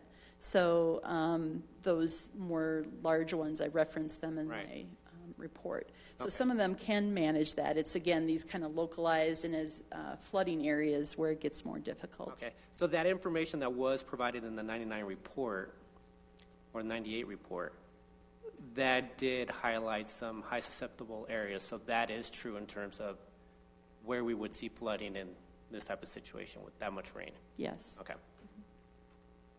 Thank you. I also have a question.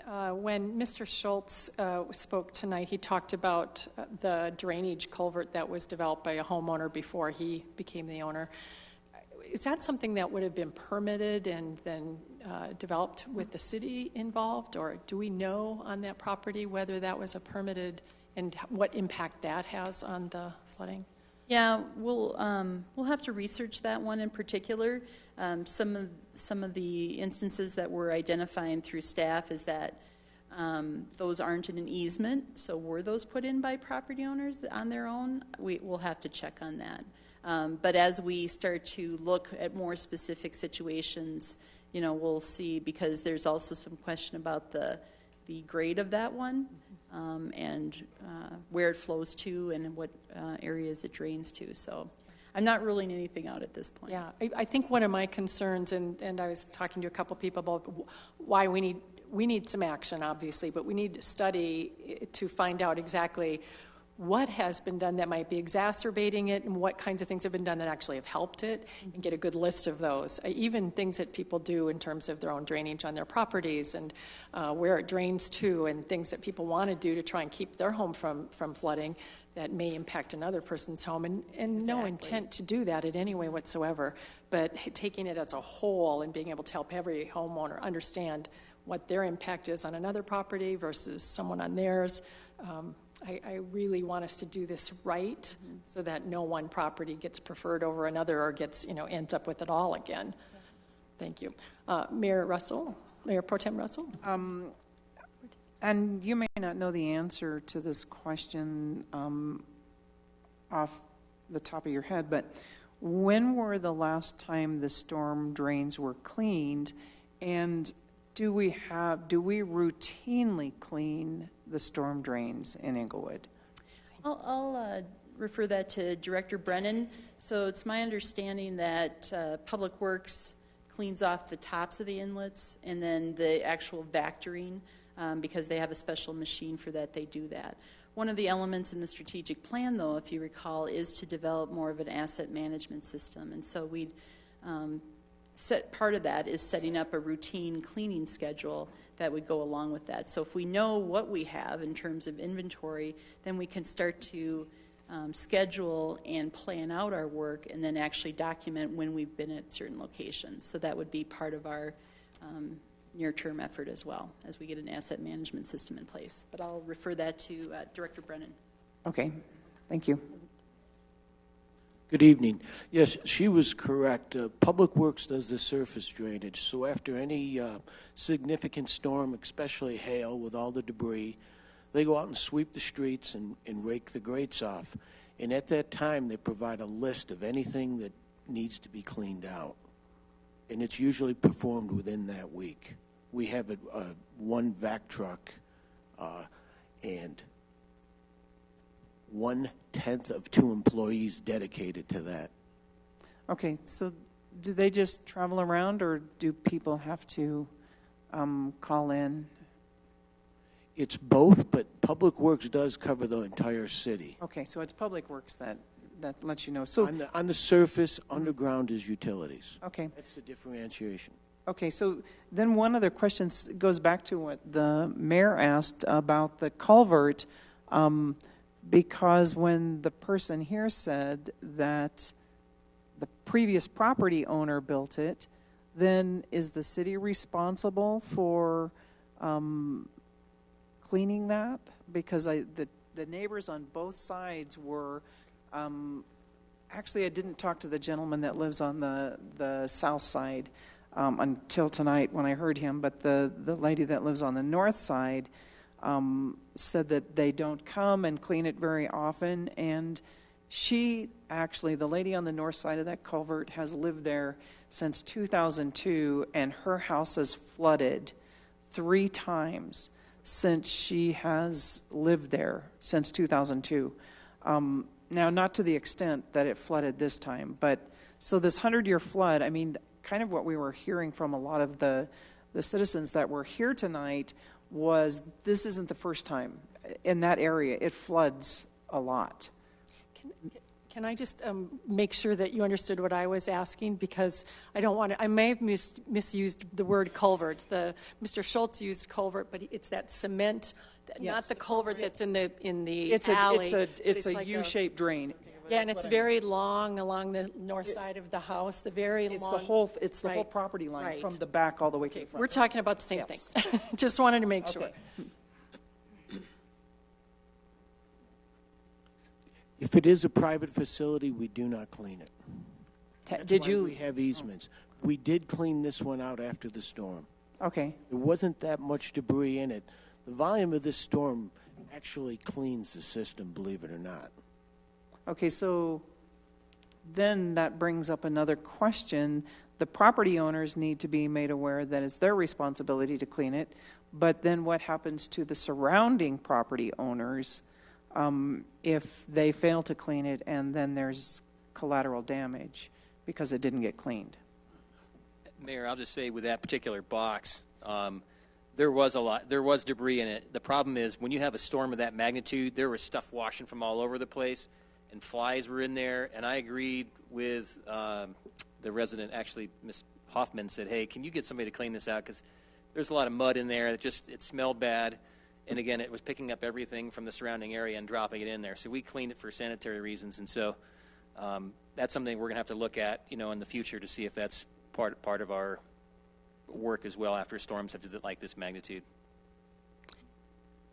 Councilmember Martinez. Thank you. I had the same question as Mayor Pro Tem Russell about the particular culvert and the storm drain cleaning. So you said on the surface, Public Works cleans it after storms. How often is the underground pipes cleaned, the actual drains? They are cleaned when Public Works notifies us that the inlets are full. That's what they do is they look, and if they see sediment in the inlet, we dispatch a vac truck to clean that out. Do you have any idea about how often that takes place? I have no clue, so. After any storm of significance, they're out cleaning. So probably every year, maybe? Oh, more often than that, yes. Okay. When they grade alleys, great example is right now they're grading alleys. They'll grade material into the inlets. It's just the way it works. We fall behind them and clean that back out. And also they hit sanitary sewer manholes, and that's something we have to get on right away because that causes backups into homes of sanitary sewer. Okay, thank you. And I just had one more question.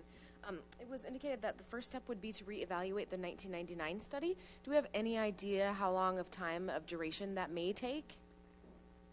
Yes. So we did meet with an engineering firm today who's well-versed in urban drainage standards. They've done a lot of hydraulic analysis.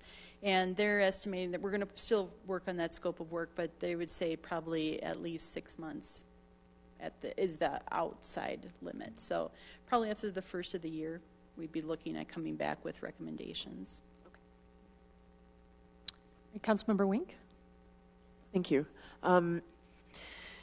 So I talked to both owners Ms. Hoffman and their tenant, the Matthews, all around that culvert and the drain in the back. And Ms. Hoffman took me back there and showed it to me. And the question I have is, so we were told a little bit earlier that the city wasn't responsible for that. And so the homeowner, whatever time that was in history, built that, correct? And therefore is responsible for that. And I think, correct? Excuse me, go ahead, yes. No, you can interrupt. No. What I'm wondering is that really accurate? Was that information really accurate? Are we taking it as truth? Do we know it to be truth today here? I mean, I think we need to re-examine a lot and not just accept what's written down just because it's written down or because somebody said it 40 years ago. So, because when I look at that structure, and in our discussion, you can see it's absolutely integral to the drainage system. And as Mayor Olson was asking, I mean, all these homes around where that culvert is can be affected, and then who's liable? So to me, it's a city drainage function that this culvert is carrying out, along with that drain in the middle of the alley behind it. And I just have difficulty thinking that that's a residential responsibility, and that, I mean, and it's barred shut. I don't know if it still is on the alley side. You can get through it, I guess, if somebody tiny could crawl through it on the Bannock side, but I don't know. I want us to really think about it, revisit that. It looks to me like city responsibility. Truth be told. We certainly will, and again, that's we still need to do some research and legwork on that. So what we're finding in other areas is similar situations where these pipes have been put in, and it may very well have been the city, and with just a handshake agreement with both property owners on either side, and we never got an easement because you could do that back then.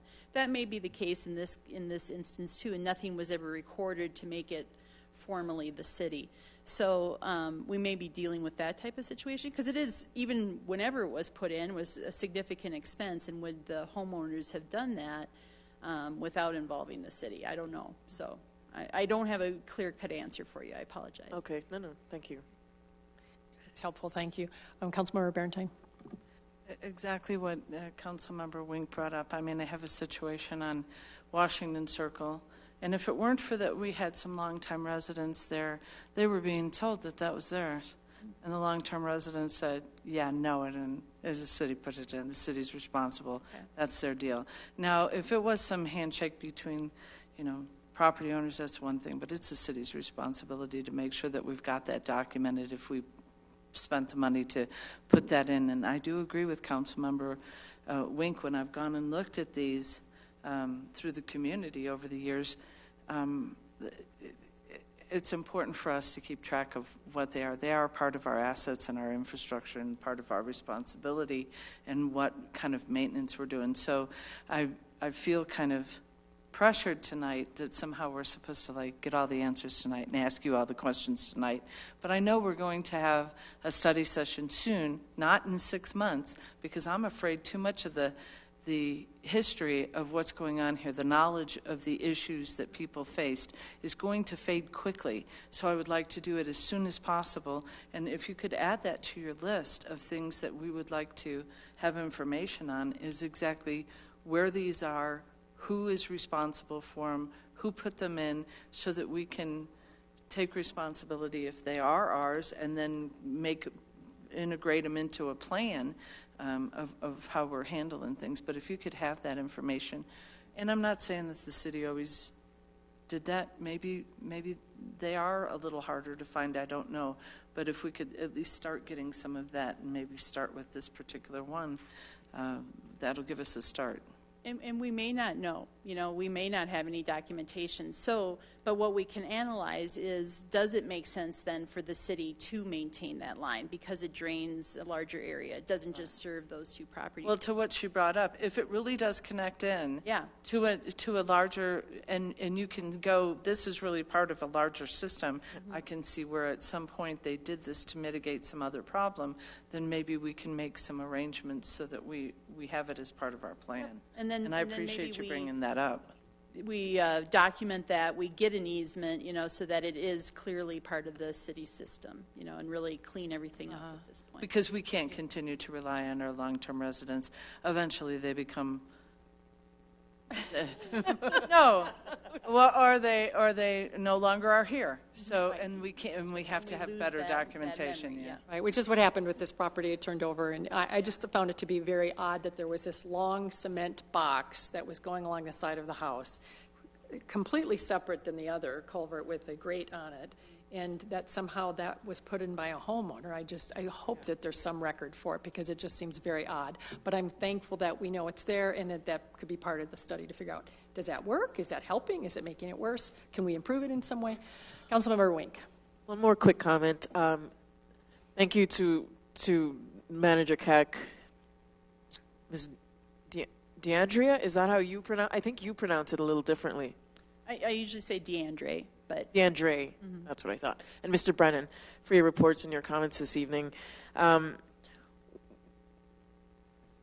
guess you're probably already doing this, but I want to say that I hope and encourage in the coming weeks of work that we all keep in mind near-term solutions as well as long-term solutions. And I say that particularly because those of us who've lived here for more than 1 or 2 years know that it rains all the time in the summer. I mean, it almost rains every day.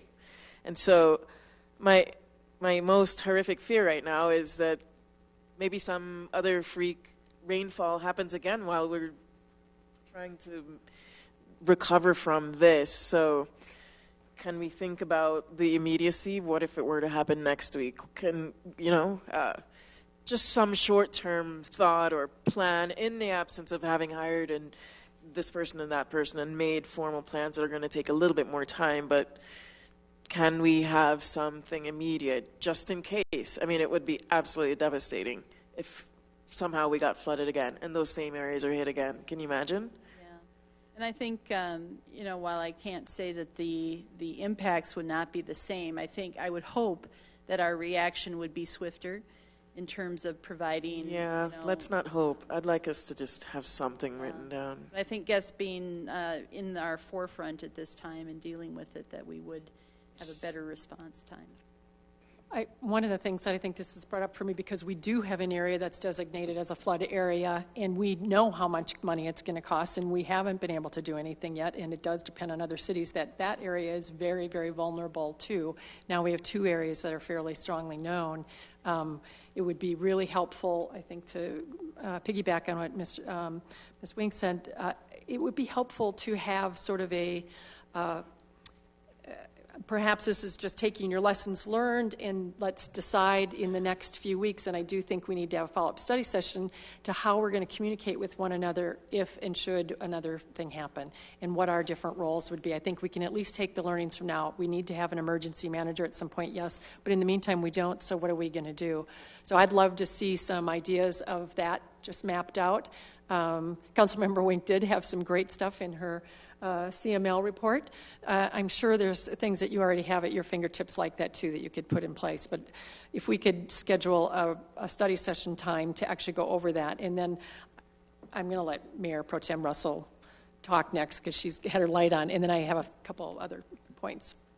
I just have a couple questions. Actually, the after action debrief should come up with some of these things that we could put together, so we would be prepared to address some things differently, even in the absence of an emergency manager, I would hope. Yeah, that's what I'm asking. Certainly. Okay. I'll let City Manager Keck respond to the timeline for that, but absolutely, again, I think our response would be different than what it was a couple of weeks ago. Right, and then the other question, the 1999 study, was it mostly in that area of Tufts and Acoma and Bannock, actually going all the way down to Radcliffe, because that goes through Rotolo Park? Was the 99 study mostly that, or was it the entire city? It was actually the entire city. So we would, again, and that's what our recommendation is, even though we had some very hard-hit areas in the south, I think it was because of where the rainfall was, we still are recommending that we look at the entire city as we reevaluate this. But then we would also hopefully prioritize, because there would be some areas like that particular area. Exactly. We'd put some, either quantitative or qualitative criteria in there to help us discern what are those priorities and where do we start to basically fill the gaps first. All right. Thank you. Thank you. That was a great question. I have one other thing that I'm very thankful for the grants that the city provided. I know that Mr. Powers was one of his ideas, and comments from other places have been very positive that we did that. It's a very small amount of money, but it's something. I'm wondering if we can explore low-interest loans in some way. I've been asked about that from several homeowners. And if we could that, to me, that's more the short term. How can we help those that were impacted currently very quickly? And the Brothers Restoration, the whole idea of sort of barn building together. What are some things that, people have to be able to be good at it. You don't want me to be doing some of those things, but how can we really mobilize in the short term to help those that are currently needing to get housed and get rentals and those kinds of things going? And Mayor, we are looking at that. And just as a reminder, again, I tried to communicate as effectively as I could during this time, but we did have the SBA come out, and they did an assessment, and we didn't qualify even for the low-interest loans piece from the federal government. So we're trying to see if there's other entities that might be able to help us on that end, and we're coming up with a lot of nothing at this point. But we are still pressing on with other emergency management resources in the state, through the State Office of EMA, to figure out if there are some other programs for folks who might need help. Point of information, will we have an update on that on the next study session then? Certainly. Okay, yeah. Thank you. And if you hear anything before then, of course, send it to us, right? You've been great in continuing to send us out things over and over. I've been really appreciative of that. So tonight, Council, I think we have to look at these 1 through 4 recommendations and kind of as a consensus to decide, should we move forward on these? And Mr. Brennan, do you have more to report? Yes, I was going to give you an update on the Oxford pipeline. Oh, that's right. Yes, the Oxford. No, in the sake of time, I can shorten it up. At approximately 7:45 p.m. on the 24th, the storm sewer at West Oxford and River Point Parkway in Sheridan failed. It failed under the pressure from the intense rainstorm. This section of pipe drains 2 basins, south and south-central Englewood. It all converges at Navajo and Oxford, and then proceeds west to to the Platte River. This section of pipe was not designed for pressure. It's corrugated metal pipe, and it's put together, we call them hugger straps. It's just a metal band with dimples that go in the corrugation. This section of line failed under pressure. The pressure was over 25 psi, and the reason I can say that is the fact that manhole lids up and downstream of the failure were blown off, and that takes at least 25 pounds of pressure. You could hear the water. I was on site at 7:15, and you could hear the water spraying out of the pipe. The pipe was still intact. It took a good 45 minutes before it did let go. That evening, we contacted American Civil Constructors, an Englewood company, and they're an excellent partner with the city. They had equipment on site within 12 hours, had the hole secured within 20 hours, and all repairs were completed within 11 days. And right now, we are estimating the cost at about $350,000. There's one thing in there the reason I'm saying an estimate, and I'll remain vague, is Sheridan is doing a big public works project right now. Sheridan wanted to utilize their contractor to pave back, so I did not get cost from them. And also, they wanted their consulting engineers on site, so we will be paying them. And additionally, Sheridan shared traffic control costs with us. They're another excellent partner when it comes to stuff like this. I believe tonight marks the beginning of a partnership between the citizens, council, city staff, and urban drainage to secure funding, to plan, to design, and to construct the selected improvements, and also to prioritize them. This is going to be very big. Not only areas that have flooded, but our storm sewer system's old. There's areas that need rehabilitation. So, and I'm hoping that this study will address that. But I'll repeat it again. Detention is where we need to go, not the conveyance, which the 99 study heavily focused for. They did it all with pipes. And the pipes, the cost and size, I personally don't think it's a realistic study. Do you have any questions? Councilmember Berentine. I appreciate your description of it, but I'm not quite sure that it's accurate. I'm a little confused and a little perplexed by it. I mean, this is the same area that went down in 2015. Yes. It was my understanding that their Public Works Director, Randy Morning in Sheridan, blocked that area off where the sinkhole happened, where the pipe failed, about a week or two before it did, because there was some concern with the pavement that they could see that it divoting. I got a call from a Sheridan City council member asking me to go out there and look at it before it failed. It appears that people were made aware that there was an issue going on before this failed, and so I would like.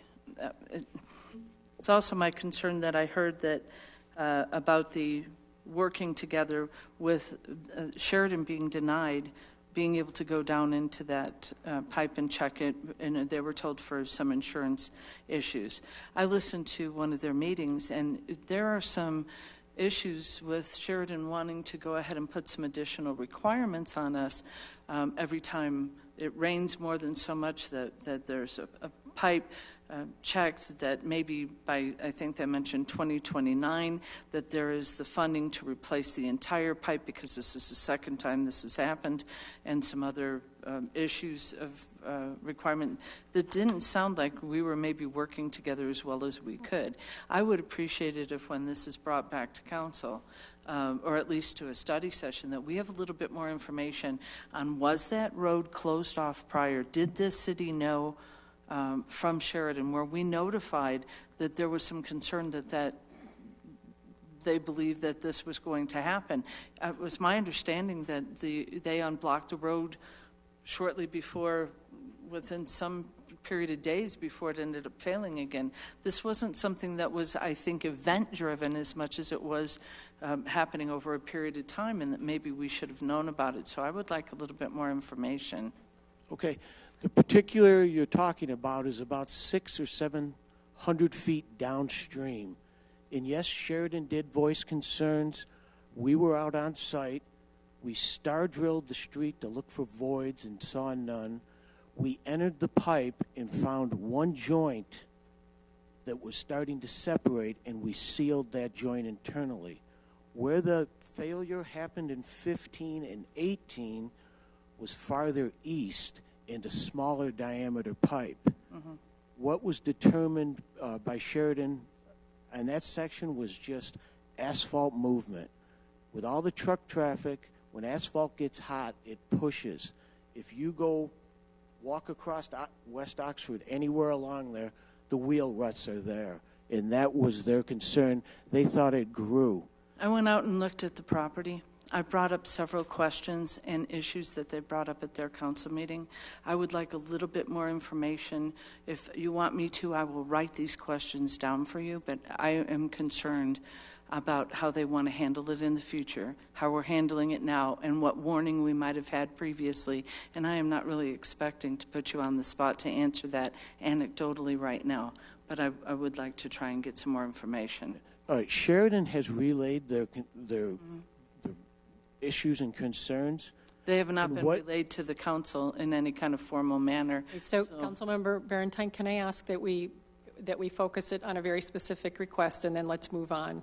I had very specific requests. What is it that you would like? I would prefer that we get a little bit more information. I'm not trying to make it anecdotal right now because I don't think I'm getting the answers that I need, or you can actually kind of do that in this setting. So if we could, if you have information from Sheridan, could we please have that at a study session as soon as possible? Yes, we've Can discussed we have the information on what the concerns were on the road, why they blocked it off, so that we have that information from Sheridan and how that was communicated to us.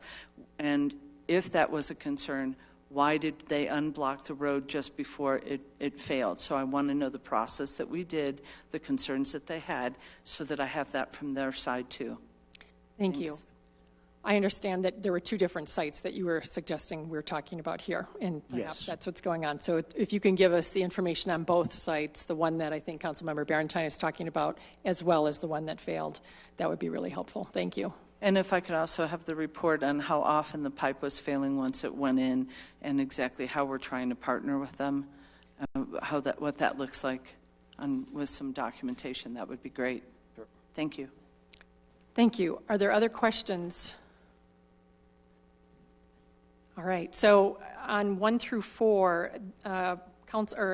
Manager Keck and his staff would like some just direction from us. Are we willing to ask them to move these forward, to bring back to us a study, an evaluation of the requirements, the evaluation of the stormwater utility rates, and an assessing and available flood mitigation grant opportunities? This is not voting on anything. We're just simply suggesting, do you want them to move forward on these? Is that what you need, Manager Keck?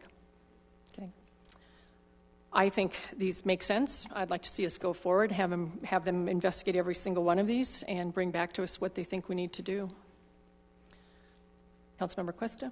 Thank you. In the financial applications, staff is meeting with an engineering firm on Monday to begin to develop the scope of work for the study. The cost is estimated to be around $250K.